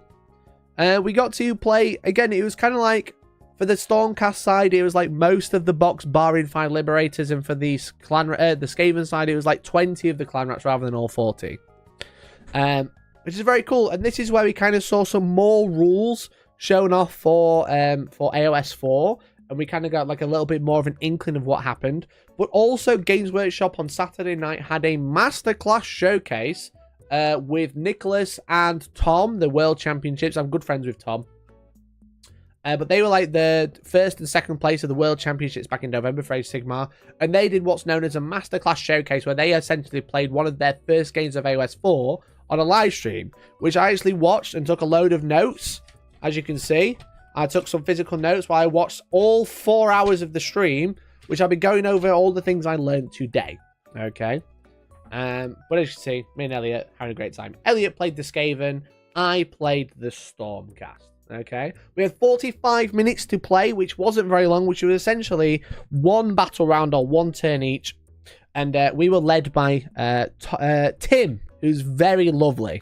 Tim was very lovely. We had a great time with him, and we had a good chat about things that were happening, and we managed to get a little bit of information about the game from him. But he said he was only using the start playing or the getting started guide. They didn't have the access to the full rule book. So the staff that were teaching, except for probably this guy, because I think he helped write the game, the people who weren't GW rules writers essentially had a get started guide to learn how to do demo games. So they didn't have a great deal to do. But we got to play with the new models. So I was playing the Stormcast instead. We got the Reclusians, we got Lord Terminus, so we got like the new guy. So it's cool that we actually had the new models to play with. If not the most of it, but there's like 10 tables all with a box set on, which is like actually like really, really nice. And the demo game was fun, and what they did have as well was like printouts. There you go, there's Elliot played the Skaven with his little rat ogres and stuff like that. They had like printouts of all the army rules, which was nice on these mats. So we were playing on essentially 2 spearhead boards that size, like mini, like 1,000 points essentially. It felt like 1,000 point size. But they had all the rules printed out in front of us on these mats, which is really nice. It's a nice way to do it. I'm not going to be focusing on faction rules for AOS 4. I wanted to talk about the Spearhead ones because I had the full rules, but for the faction rules for AOS 4, I'm going to skip over it because Games Workshop are going to be putting out articles soon. The index is going to be out soon enough. But if you really wanted to see, there you go. You can kind of get a bit of a vibe of what all the stuff does in the game. But it's nice that they're all in front of you. But these are the full AOS 4 data cards or war scrolls. They aren't like Spearhead versions. But what we also had access to was basically the full core rules, or the quick reference for the core rules. Okay. But as again, I'm going to go over this, and then I'm going to go over the information that I learned on Masterclass Showcase. But the Masterclass Showcase was a full 2,000 point game. They didn't show off any of the points in the lists or anything like that. But each list, the Luminef list was 1,810 points. And the Skaven list were 1,840 points in current money, in current points of 3rd edition. Now, obviously, everything's had quite a lot of change. But what we can deduce from that is most armies have dropped about 10% in size initially. That's probably like something we'll probably see quite common. There'll be like 10% drop overall, I reckon. But the differences with AOS 4 and AOS 3 or most other games is everything is deduced as an ability, okay? Everything is some sort of ability, even the core things such as moving and shooting and charging, etc. So here's the quick reference guide. And as you can see, you've got like the using abilities, how the timing works for abilities. You declare an ability, you declare a reaction, you resolve the effects, okay? And then you've got passive abilities, which just happen all the time, and commands, which are used with command points, which are currently a system that you probably used to if you played Age of Sigmar already. You've got how to deploy. So in each step, the player begins deployment using the abilities first. Deploy faction terrain using deploy terrain abilities. Deploy using deploy abilities, and then use the deployment phase abilities and not deploy all terrain abilities, and then follow that through. And then you've got the start of the battle round, what happens there. You've got your universal abilities, you've got some objective control stuff, and then you've got some extra things like deploy a unit, which is, you know, just deploy a unit anywhere within your territory more than 9 away. So even deploying a model is technically an ability. You know, deploying faction terrain is technically an ability. So if you see anything that references an ability, it is literally anything that happens in the game, okay? Which is kind of like, again, it's just like clearing up that language of how things work. Okay? And then, obviously, we've got each phase as well. So the game's broken down, or each turn's broken down into, like, what, 7 phases? Start of the turn, hero phase, movement phase, shooting phase, charge phase, combat phase, end of turn. Now, a lot of this you're going to need to know to play Age of Sigmar, but you're also going to need to know a lot of it to play Spearhead. There's a lot of found knowledge, I think there is, that you need to know to play Spearhead, which, I didn't really realize until after I played that I was like, actually, I knew how to play Age of Sigmar, so all of it made sense. But there's some stuff in here that will make sense if you've already played a war game, or it'll be hopefully relatively straightforward, and that's what they've tried to do. So as I say, you've got like start of the turn, you've got a tactical gambit, which is an ability, which is choose a battle tactic, essentially, as you can see. So choose a battle tactic is an ability. Unless you took the second, you went second in the previous battle round and chose to go first in the current battle round. Again, we've got that terminology there of if you take the double turn, you can't choose a battle tactic. But it sounds like if you are given a double turn, you can choose a battle tactic. Again, it's kind of like the same thing. A lot of what I've just said in Spearhead is going to carry over to this, but this is a more in-depth version, okay? This is a little bit more this is the full game rather than like a smaller, quick version of the game. Now, battle tactics sound like they're going to be pretty much the same. I'll go over scoring a little bit, but we'll just go over like the main phases of the turn and what you have available. So when you move into the hero phase, you have abilities, as we've already mentioned. Any hero phase, you can choose to rally models by bringing models back, which has this command cost here, which means it essentially costs a command point. Now, both players start with 4 command points per battle round. They'll last till the end of the battle round, and then any that you don't spend will be dipped or chucked away. If you're the underdog, you get an extra command point. If you're losing on points at the start of each battle round, you get an additional command point to play with that battle round. You've got some passive abilities such as Musician. You can make an extra roll on Rally, which is cool. You've got a reaction, which is opponent declared a spell ability called Unbind. So again, things that you're probably used to. It's going to feel very familiar, but everything is now deduced as an ability. That's the only real big change about the core rules.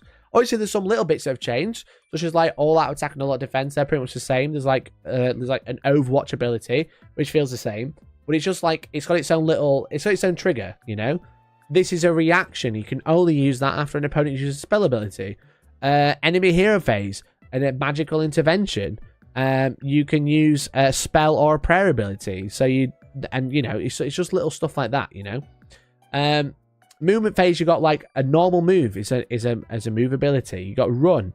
You've got retreat, which at this point now you'll now take damage. If you want to run, you'll increase your movement, but you won't be able to shoot as long as you didn't run or retreat in the next phase, for example. But at the same time, you have a reaction, such as at the double, you declared a run ability. You spend 1 command point. You can move 6 rather than roll in d6. Or there's redeploy. Enemy movement phase. Declare, pick a friendly unit that's not within combat, and it can make a move up to d6. And then fly is a passive. So what they've done with the core rules is laid it out to where you have your abilities that you can do in this phase. Unless it's both, then they're at the top. But then you have your abilities, you have reactive abilities, and then passive abilities by the looks of it. And I think that they've tried to clear it up as like kind of like a system of like, and what it feels like while you're playing is obviously they've tried to make it very interactive during the game. It's like you do a bit, I do a bit, and stuff like that. But rather than getting bogged down in the weeds about like timing and stuff like that, essentially, if it's my movement phase, I do my movement, okay? And now you, as an opponent, get to react at the end of the movement phase. I get to do my shooting attacks. You get to react at the end of the shooting phase. So you do your reactive shooting attacks, you know? You charge, or I charge all my stuff. You can react and do a counter charge. And it's all like, kind of like, I have my turn. You get your reactive phase at the end of my phase, essentially. So at the end, every time I do my bulk of phase stuff, like moving and shooting and whatever, at the end of each phase, you get to react to it. And rather than having it like after each unit does this, after each unit charges, after each unit moves close, you know, like we have in 40k, we have the Overwatch stratagem, and it's something that we have to like be aware of. Every time our opponent moves a unit, we can Overwatch, or every time a unit charges, we can Overwatch. Or what we have the decision anyway. Obviously, it's once per battle, once per turn. This just cleans it up because it's kind of like, right, I've done moving. Do you want to do your reaction now? If I've done shooting, do you want to do your reaction now? Which I like the cleanliness of it. I don't know how easily that'll work in 40k, but the cleanliness felt quite good. So then as we keep going along the phases, as you can see, you have a shoot ability. You choose a unit to use the shoot ability, which is just shoot, okay? It's not like crazy. If you played the game before, it's going to feel weird that everything's an ability, but it just makes sense. It's like everybody has access to the shoot ability if they have a shooting weapon. They just shoot. And then you have your reaction. So because of how the phase is laid out, the enemy reactions at the end of the phase, or after you've done your shoot abilities, they can do a shooting attack, but at -1. That's their covering fire. And again, it's got this command point cost here. So in abilities, everyone can use the abilities, and if it doesn't have a command point cost, or doesn't have a big number on the end of it, it's free to use. As soon as it has this, it has a cost, and that's the main difference. You know, you've got a charge ability. This is how you use the charge ability. You do charge 2d6, end within half range. Again, if you played a war game and played a Warhammer game, you know how this works. But it's now an ability. You have a separate ability. You've declared a charge ability, and then you can spend 1 command point to re-roll that charge ability, you know? And counter charge, which is a 2 command point one, which is the only one I've seen that is 2 command points. You can use the charge ability in your opponent's turn. So again, like a nice little reaction. And then you've got the combat ability, which is fight. And then champions get a +1 attack. That is a generic passive ability. All champions get +1 attack. And then you got end of turn ability, standard bearer. Whilst you contain a standard bearer, add 1 to the unit's control score. You can counter charge every turn, so sick. Yes, every enemy charge phase, you can spend 2 CP to counter charge. So this is like, it sounds very complex. Where you're like, what do you mean a move is an ability? But the point is like everything's an ability. So if someone says you cannot make a normal move ability, or you cannot use a move ability, it turns off all these. You just skip that bit, you know? You know, every time your opponent uses a fight ability, because we're going to go on to some more generic ones, you know? You've got all-out attack and all-out defense, which are exactly the same as the previous edition. However, it says used by a unit that is using the attack ability. So every time it makes an attack ability, which is shooting or fighting, because they're both labeled as attack abilities, they get +1 to hit. And then they can use all-out defense. Every time they are targeted by an attack ability, they can get +1 save. You know, they're again, if you have played Age of Sigmar 3, you know what these are. But it's a reaction, and it gives you a time. Reaction gives you a time when you declared an attack, or when your opponent declared an attack. You get that reaction time. And then you got some more passive ones, which are like you know, like how to make ward rolls, which essentially ignore pain, and then guarded hero, you can stop things getting shot. Is it control score per model of the entire unit? So essentially, the way control score works is that when you go to hold an objective, you count how many models in your unit are controlling it. You work out their control score, times them together, and that's a control score of that unit on that point. So it is per model, and you add them up. So if you have control score 1, each model is worth 1, and then you add up how many models are on the point. If you've got like a banner or something like that, it'll add 1 to the total control score. And then if you've got like an ability that adds d6 to the control score, it's the total control score of the unit. So essentially it's objective control, yeah, but there's like abilities such as banners that act slightly differently. It's not like every model's +1. It's just that specific unit is worth 1 more in total. So, but essentially it is the same way, yeah. It's just like standard bearers aren't quite as strong because it says whilst this unit contains any standard bearers, add 1 to this unit's control score. So I think because you add them up and then you add 1 to the total. It might add 1 to each model, but I don't think so because it's the unit rather than model. You know, if he said add 1 to the model control score, each model's control score, then I'd be like, oh, interesting, maybe it's 1 of each, but I think that adds 1 total. So there's other abilities. As I said, we've got universal weapon abilities, which have already been mentioned. These are all pretty much on a 6 to hit, you know, or like the crits anyway. If it says crit, they're all on a 6 to hit. And then if you've got any other ones, they're relatively self-explanatory. I'm just going to zoom out and zoom back in again to get a better zoom on it. Score, not score characteristics, only +1 at the end. Yeah, exactly. That's how I understand it as well. So you got like anti-X, which again, if you play 40k, you already know. Add 1 to this weapon's rend characteristic if the target has the keywords after anti or fulfills the condition after anti. Multi this ability are called cumulative. For example, if a weapon has anti-charge and anti-hero, then add 2 rend to a characteristic of the hero of the weapon for attacks that target a hero that charge in the same turn. So anti gives you an additional rend. It doesn't like change the wound roll or anything like that. You got charge +1 damage. Again, if you make a charge, you get +1 damage. Companion is not affected by abilities used by friendly units affected by attack characteristic or attack sequence. So companion basically, I think it like cuts out if you use like all out attack. It gives you +1 to hit. They don't benefit from it because it's a companion. It's not actually using all out attack. Crit 2 hits, which I've already mentioned. It counts as 2 hits rather than 1. Crit auto wound. If you roll a 6 to hit, then it counts as an auto wound. You don't have to roll for it. Crit mortal. If you roll a 6 to hit, it does mortal wounds instead of normal wounds, so it does automatic damage that you can only be ignored with wards. So it goes through armor saves, essentially. And then shooting combat allows you to make shooting attacks in combat.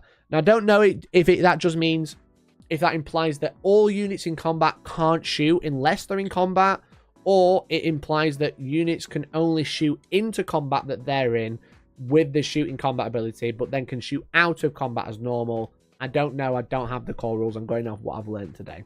On this day, but it's just something to be aware of. So that's like some of the big things, some of the big changes with the core rules, especially as I said with a quick reference. We've got like a good idea about how the turn is structured, but also how rules are laid out, which is cool. But as I said, everything feels very interactive because I'm doing my turn or my phase of movement. Now you get to react to my movement. I'm doing my shooting. Now you get to react to my movement, shooting. Which is like kind of nice. And again, it keeps it on the ball because I think reactions are a good mechanic. But a lot of the time they can feel very clunky. And I feel like this is like a nice way to do it. As I said, there's a lot of command point costs on there as well. Everything that has a number next to it has a command point cost. And each player gets 4 command points per battle round. And if they're not spent by the end of the battle round, they are discarded and you get another 4. If you are the underdog, such as the person with the least amount of points at the start of the battle round, you'll gain a bonus 1.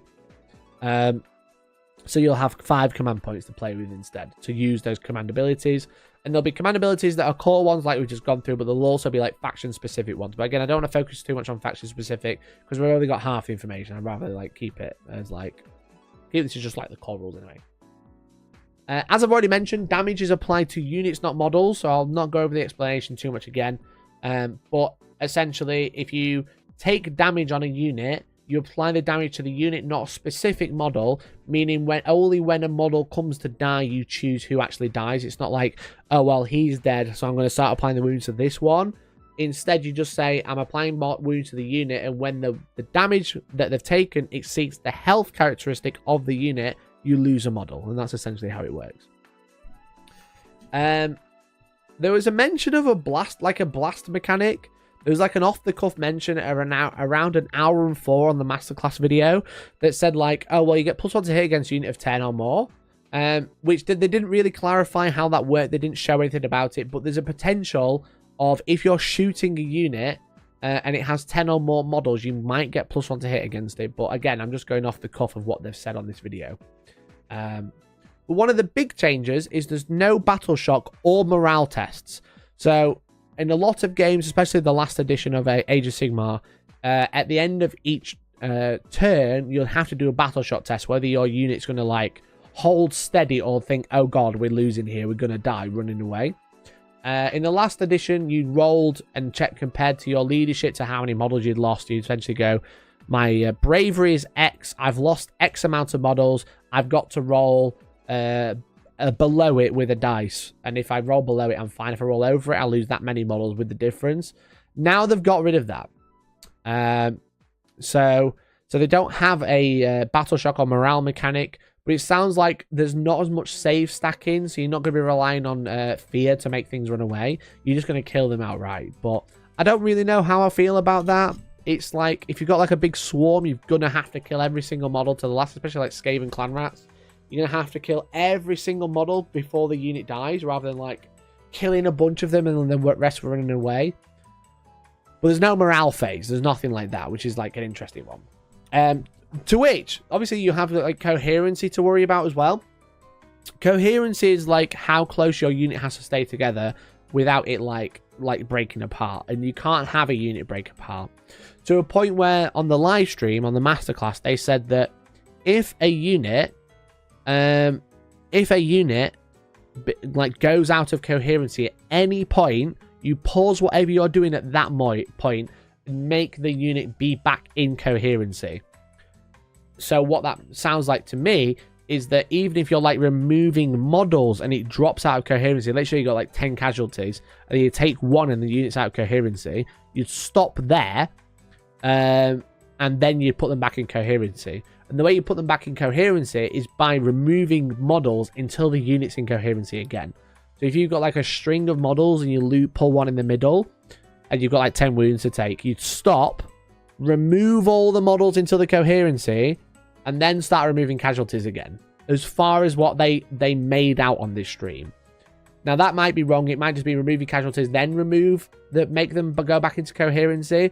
But either way, coherency is done at that point. It's not like end of the phase or anything like that. I think that bit's pretty clear. Exactly the timing of it, I'm not so sure. But essentially, don't pull things out of coherency by accident. It doesn't sound like it's going to be very good. But on the live stream, that's what they made quite clear. It was kind of like you pause and then you make them go into coherency, then can carry on. Whether that's in the middle of taking wounds or models off, or whether that's just after the attack's finished, I'm not 100% sure. Again, I'm just like kind of going off the information that was given.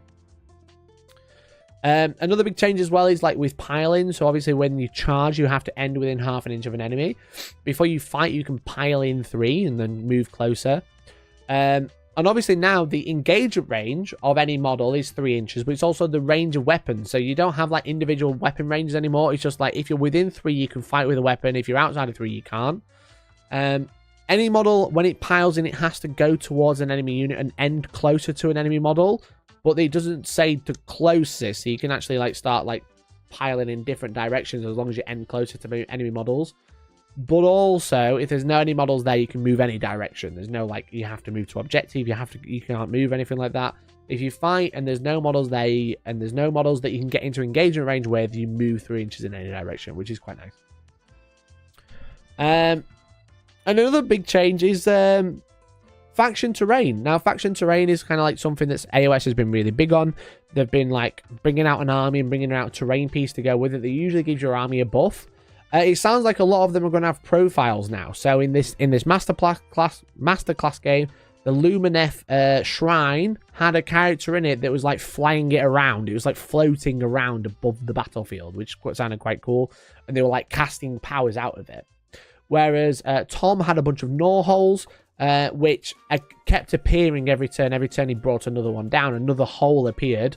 But Nicholas was able to destroy the holes as well. So it was kind of like adding that interaction of like faction terrain. Because like in the previous edition, it was very, very limited to what could actually take down terrain. It was pretty much monsters exclusively by the sounds of it. But now any unit can just attack it. You know, it's got a save characteristic. It's got a wounds characteristic. It can't hold objectives. It probably doesn't attack. But it has abilities that will happen. And you can attack it, which I thought was quite interesting because it makes it a little bit more interactive with the terrain rather than just like, I spent 30 quid on terrain piece, so I got all these buffs for no reason. You didn't bring one? Tough, you know? So I think that'll be interesting to see like what other faction terrain pieces do. Like the Maw Pit, for example. Yeah, like a Maw Pit is a good one. Like the Feculent Gnarlmaw for Nurgle. Does that like start getting up and crawling around maybe? Or does it just sit there and attack things with its big mouth? But yeah, the shrine was like the Luminef shrine was like moving around, which is cool.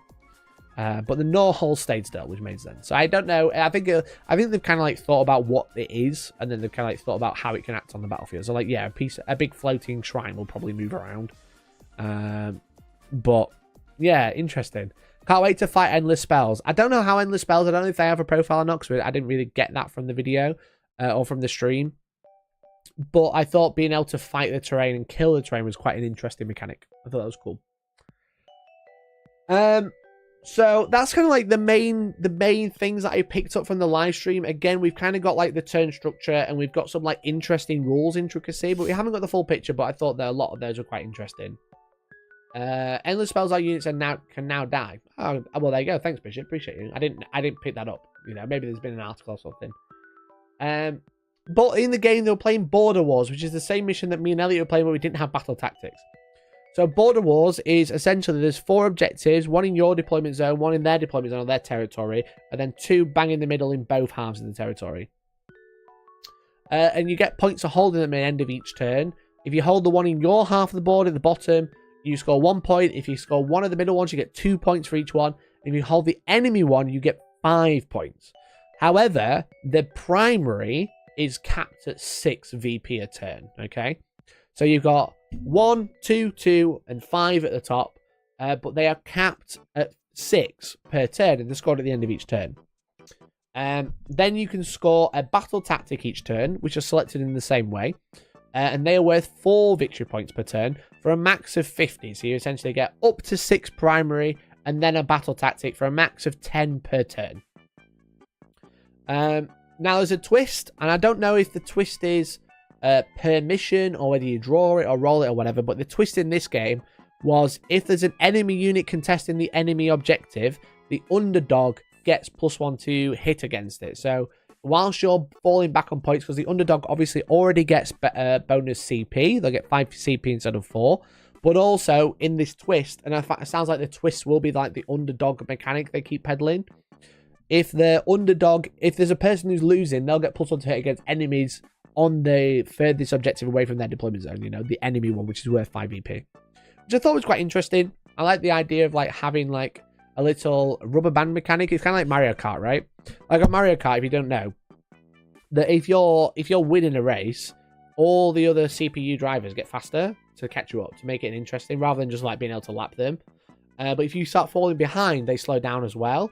So it kind of like keeps that like back and forth going, and you can't really like guarantee a win too early by the sounds of it, because whilst you're winning, your opponent is like having an easier time. A blue shell, yeah, exactly, blue shell.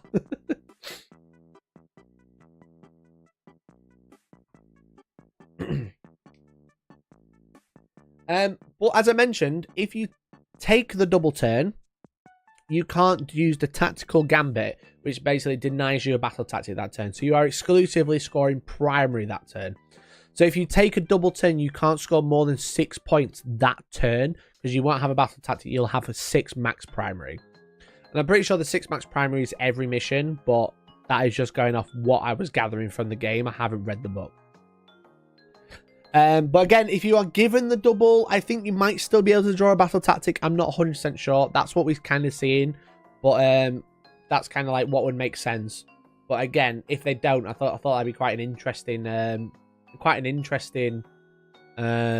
mechanic, because you could say that like you are given the turn, so you take it if you are given the double turn. But I don't know. I'm just kind of guessing at this point.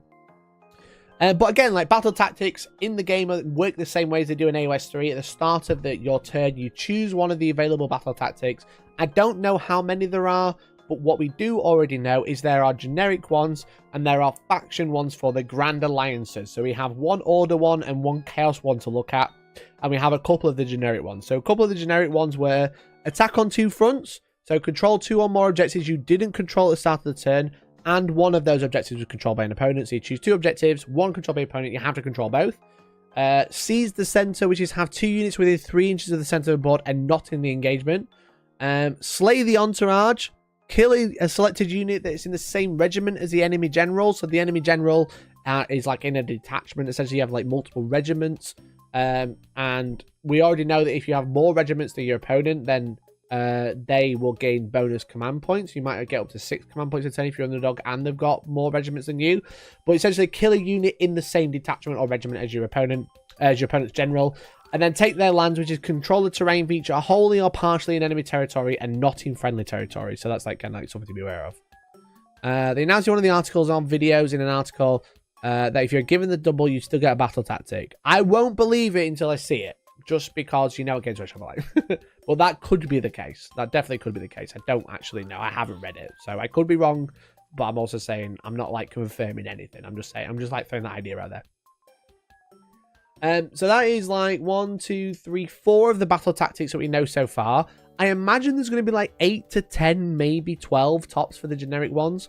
But for the we have an Order one, which is essentially choose an enemy hero and kill it in combat, which is one of the Order battle tactics. So I wonder if there's going to be like specific battle tactics for each Grand Alliance initially, then maybe the battle tomes add faction specific ones again, or they'll just keep them as generic like game wide for the Grand Alliance. I'm not so sure. But then Chaos have Ordained Charge, which was pick an objective controlled by an opponent, then charge with 2 different units, and one of those units must control the objective you chose. So they must be contesting and controlling. So you have to stay on the objective. So we've got 6 of a bunch of secondaries there, and again, I don't know how many there's going to be, but or secondaries, so battle tactics, sorry. But each one of those is going to score you 4 points a turn if you do score it, and once you've attempted it, you can't attempt it again. So instead of having battle tactic cards like your Spearhead, you get battle tactics to choose from. Ripped Mikey, hey Oscar, how you doing? How you doing? Thanks very much for tuning in. So that's pretty much everything I got from the game that we had on the day, which was, we didn't have battle tactics or anything. We just grabbed objectives and then killed each other for a turn. You know, that was about it. But from the masterclass of 3 and a bit hours, I got a lot of it. Like, I know all 3 people who commentate personally on that game. I know them personally. I think they're wonderful people, but not one of them is like a competitive AOS player.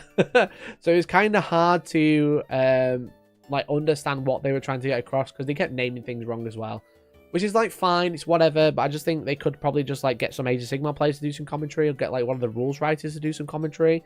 But that's the information that I got from the live stream and from the day as a whole. And yeah, I'm kind of interested in Age of Sigmar 4.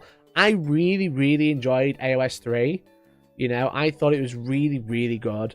I only haven't played it more recently is because I kind of like missed the General's Handbook, and then I felt really out of place with it because I just like kept trying to paint stuff and then it kept getting updated too quickly, which is obviously an understandable concern that a lot of people have. But I do really like Age of Sigmar. Myself and Louis did a lot of coverage for it, but I think we joined the coverage a little bit too late. It was kind of like mid-edition. Hopefully, if we can kind of pick up the coverage early, like now, and maybe you guys are interested in the new Age of Sigmar game, in like the new rules and stuff, maybe like see some more Age of Sigmar content.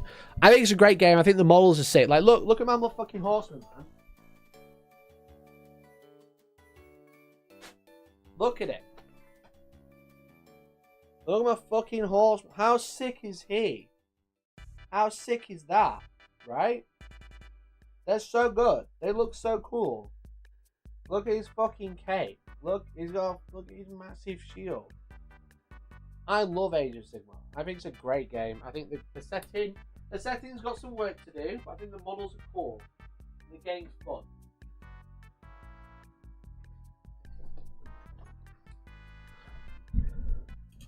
But I think the community's great, the game's great, and I think the models are really good. And if you just don't like the lore, that's fine. Whatever. If you're gonna call it Age of Shitmar, whatever. It's been a long time. But like, it's a really fun game. It's really enjoyable, and I'm kind of excited for AOS 4. So if you enjoyed this video, thank you so much for watching. Subscribe if you haven't already, and let me know which bit you're most interested in or most excited for Age of Sigmar 4 or Spearhead. I think both games are going to be quite interesting, but I'll be interested to see how Spearhead carries on, because it feels like they've put a lot more into that than they did Combat Patrol. I'll be interested to see the longevity of Spearhead, but I'll definitely be like pushing friends if they are like kind of interested in Age of Sigmar to be like, get a Spearhead box, build it however you like, just pretend they've got the right weapons, and we'll play with those and we'll give it a go, you know. But yeah, like we're planning some very fun content, especially like in the initially with Spearhead. So make sure you keep your eyes peeled and make sure you subscribe if you haven't already. So thank you for watching, and I'll catch you next time. And that was the YouTube video. Well done, everyone. Well done, everyone. We did the YouTube video. We did it. That took 2 hours. How the fuck did I talk for about Age of Sigmar for 2 hours? But yeah, it sounds very fun. Sounds really, really fun. I'm really excited for it, to be honest. I like the turn structure. I love the models. You know me. I'm a simp for anything that's a skeleton. I bet boy's looking sharp. Thank you. I really want to put on the table. And I've just ordered a Mortison Soul Reaper from Troll Trader. Fully painted, actually. So I've got the Vanguard painted. The Spearhead painted for Bone Reapers.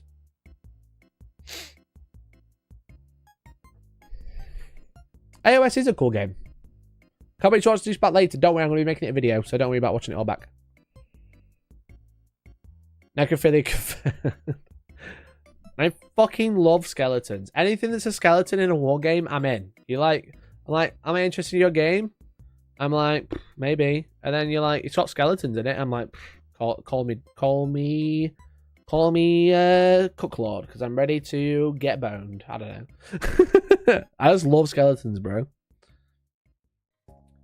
And I think with Age of Sigmar as well, I think a lot of the factions feel very different as well. Like in 40k, you have like four flavors of different Space Marines, whereas like Age of Sigmar, there's a lot more variety. You one of those bone bros? Is that an insult? Probably. Yeah, sure. Why not? So what else is happening this week? On Wednesday, we've got the morning news. I'm not 100% sure what I'm going to be doing on the morning news, but I'm sure there'll be some news that we can talk about. But also Friday, I have Big C in the studio to play Tau. I don't know what factions will play against him, though. I said, what do you want to play against? He said, I don't mind. So I'm playing Big C on Friday. But then on this weekend, I'm going to a tournament, hopefully. I think, hopefully, Magoo sorted me out. I'm going to a tournament. I'm going to go to play some Blood Angels in an event, which might be fun.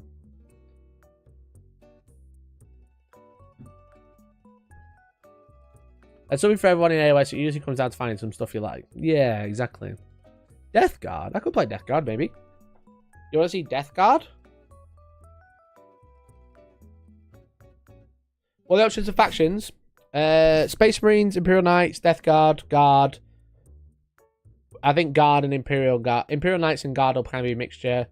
There's Grey Knights. Death Guard, Thousand Suns. Demons? I haven't played Demon. I haven't played Curse. I don't have Be'lakor painted, though.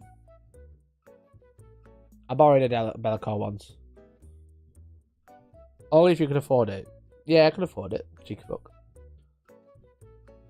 The tournament, the one near us. I actually can't afford it, chat. You have to become a member. Sounds like you should play Blood Angels.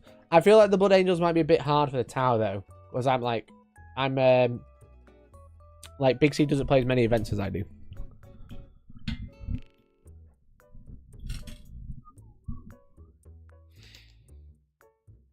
Come to Tony in Liverpool in June. Which one?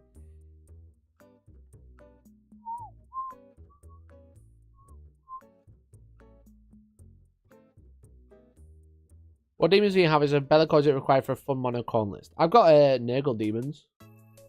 A lot of Nurgle demons. I don't even think that'd work though.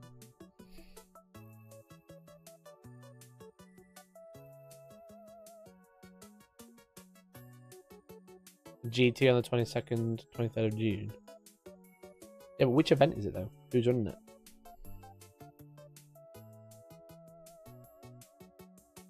Pretty sure Big C played many times as you. Oh, right, okay. I'm trying to be nice. My demon's a bit pants, yeah. Yeah, Monodemons might be a bit pants. So then we're looking at like Thousand Suns, Death Guard, Grey Knight, Space Marines, and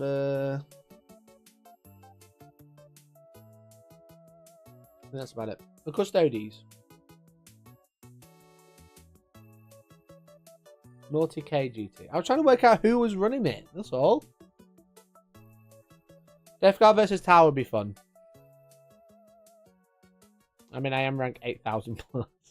Yes, I don't think bringing my like list that I'm going to take on Saturday is probably going to be any fun for Big Sig.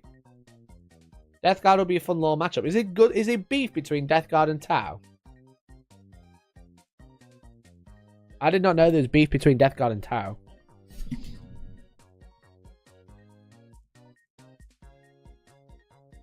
Yeah, I know Just Play. I know Naughty K as well. That's what I was asking. I was like, oh, which one is it in Liverpool? If I'm available that weekend, I might do.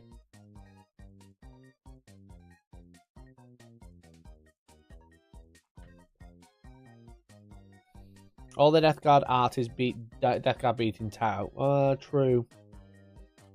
Very true.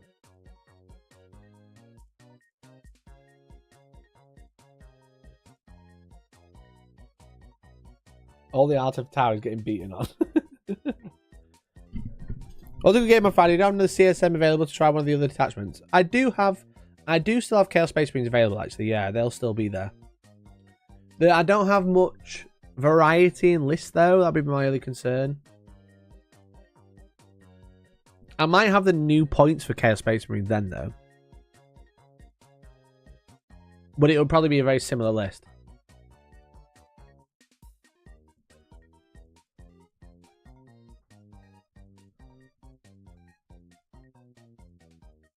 That then maybe ally some demons in. Maybe. Let's do a poll. Whilst I get the marbles game going.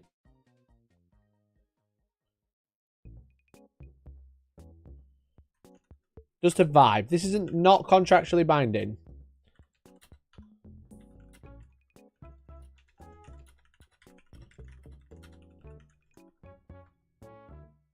I have Necrons as well. I forgot about those.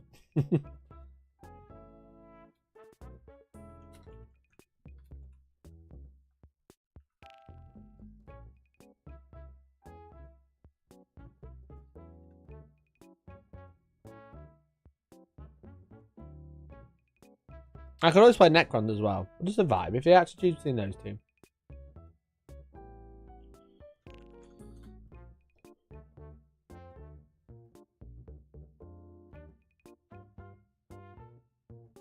However, chat, if you've gifted a membership today, or become a member, or super chatted, you're being entered to a marbles race as we speak, as you answer the poll.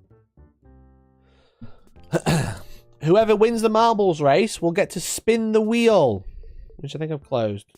No, I haven't. You get to spin the wheel again. There we go. Okay. Ignore the result. It disappeared.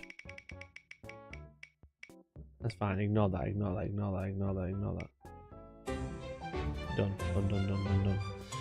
You'll be able to spin the wheel with one of our 32 prizes. If you don't like the prize, you'll be able to respin because you're a member, because you support the channel. But I'm just going to settle the marble stream, and then we'll do a marbles race. How's that sound?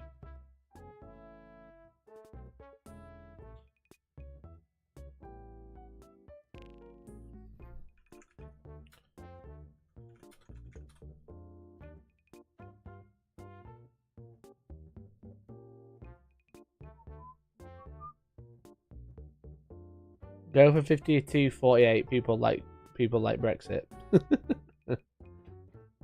Necron since the nerf. That could work.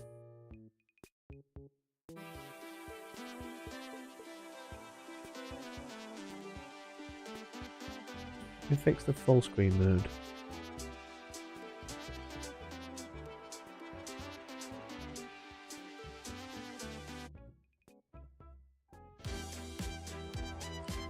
Race. We did this last time. We know how to do it. Add names. Okay. Let's get everyone's name. We've got to add about 30 names, I think. Let me get them up. Can I turn the music up on there? Audio. Music. There we go. Add custom names. Plus. 27. 27, baby. Let's do this. Daniel. Nan. Faces and bases. The ginger axe. You got 5. Oh, it's not doing it. Faces and bases. The ginger axe. Can I copy paste? The ginger axe. 2, 3, 4, 5. DL. Then we've got Connor Flynn.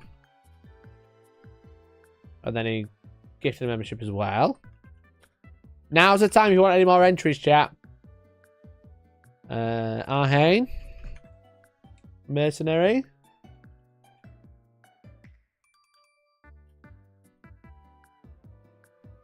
Bishop, donate a $5. You can go in. Bishop. And then we've got Manza. Then we've got Dez. Then we've got Papa Pariah. Papa Pariah. Papa Pariah. Papa Yapariah. I keep getting it wrong. Patrick resubbed. Papa Pariah gifted 10. 1, 2, 3, 4, 5, 6, 7, 8, 9.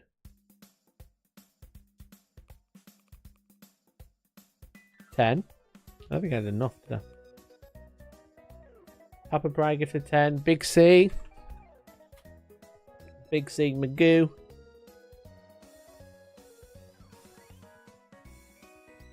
And then Brennan gifted 5.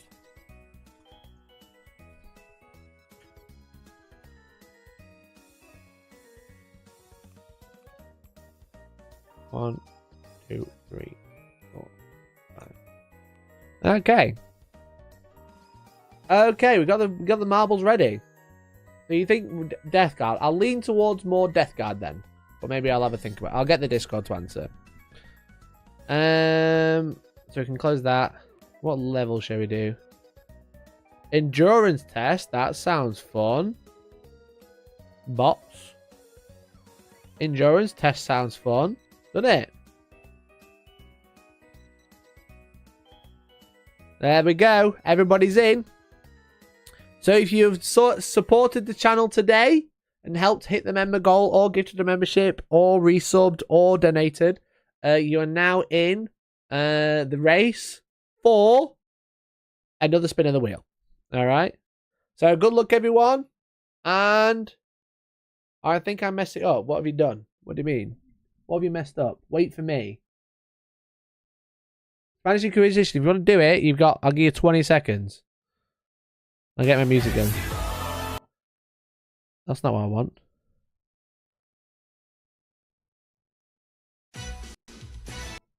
That's the one I want, I think. We are the Discord crew. SMH Discord if you haven't already, but otherwise, good luck everyone, and I'll see you at the end. First to win wins. If you're not here, you can't respin, but you will still win.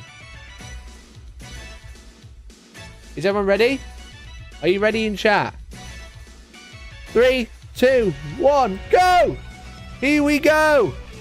It's all to play for right now as everyone sets off all at the same time and goes around the loop-de-loop. We've got up early with Papa Pariah, Brennan Duck, and Faces and Bases, tying for first, second, and third. But they've got a hell of a long way to go. They've got the toilet bowl to dunk down.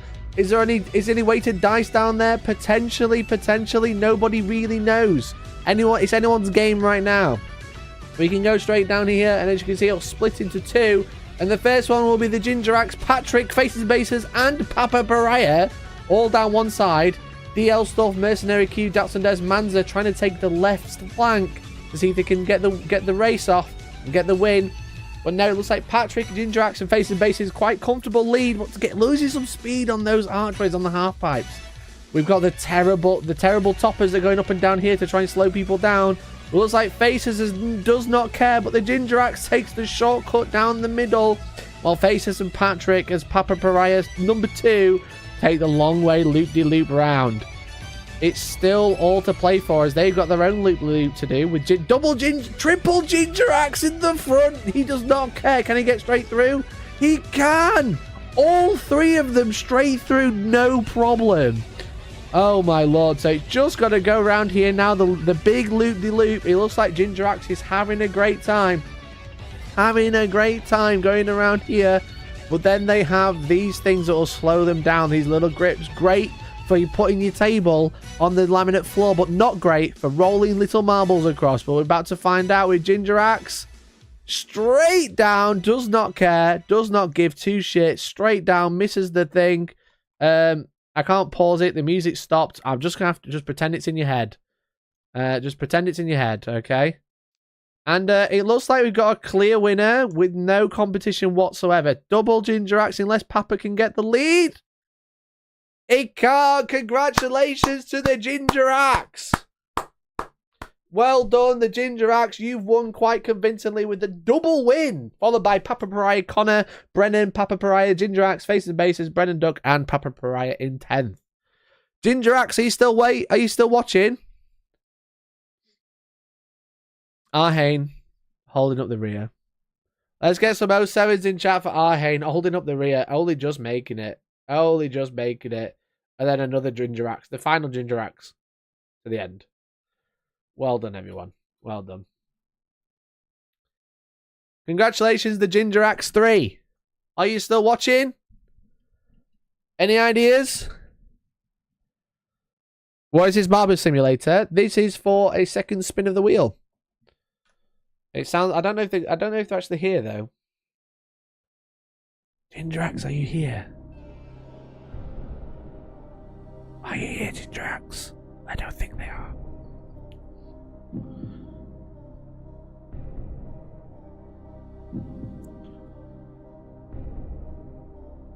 Make sure I got the username correctly. The Ginger Axe. It looks like they're not here, so it means you can't do a free respin. I should get the prize of being last.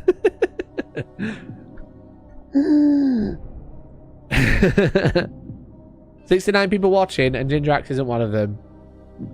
But that's fine. It just means Ginger Axe won't be able to respin.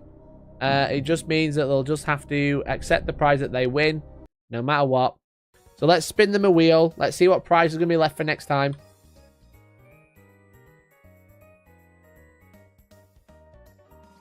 Good luck, Ginger Axe. Good luck, Ginger Axe. They've just won Bolt Gun. Congratulations to Ginger Axe for winning a copy of Bolt Gun on Steam. Now, if they've already got it, unlucky. But they've just won. So hopefully I'll be able to get in touch with them. If they don't get in touch within the next week... Oh, I don't think I hid that, did I? I didn't hide that. I'm an idiot. Bolt Gun. Did it hide? No. I didn't. Stupid. Hide it. So if they don't claim it within a week, then they will have to... they'll lose it, okay? So I'll try and go in contact with them next week. If not, I'll add it back to the thing. But it could be good timing because it's allegedly DLC being announced on the 23rd. When's the 23rd? Thursday. So we'll probably have a bonus stream this week as well. We'll probably have a bonus stream for the schools event, which is happening this week, which should be fun. So that's it, chat. I'm afraid that's everything. That's all we got time for today. But it's been fun. It's been fun. It's been emotional. It's been great. I've enjoyed hanging out with you tonight. Hopefully you enjoyed my little story time about AOS and AOS 4. If you did miss it, I'll be releasing it as a separate video. I'll probably be editing that tonight and tomorrow to get it out tomorrow night at latest. But I'm excited for AOS 4, so hopefully you guys are too. So thank you so much for watching. Thank you for all your support. I honestly appreciate you all so much. We kind of like on the cusp of hitting 500 members, which is like the most members I'll have ever had ever. Which is very, very exciting. So hopefully you guys appreciate like the extra giveaways and stuff and like that we're doing. Because I'm just trying to give back. Because obviously I know asking for members is cringe, but it's the best way to support me. And it's the only way I can survive. Doing this as a job. And being able to create as much content as I do. So just thank you all so much. So I'm going to go now. I'll have a video out hopefully tonight or tomorrow regarding AOS. I'm going to probably start editing it tonight and then drop it tomorrow. But I'll also be live again on Wednesday. Wednesday and Friday, potentially Thursday as well. But yeah. Thank you so much for watching. Thank you for all your support. If you haven't joined the Discord already, join the Discord. And hopefully I'll catch you next time. Hopefully. Bye-bye. Oops. I clicked the wrong one. Bye-bye. There we go. Bye-bye now. Bye. Thanks so much for watching. You're all amazing. Love you all. Bye. Bye-bye now.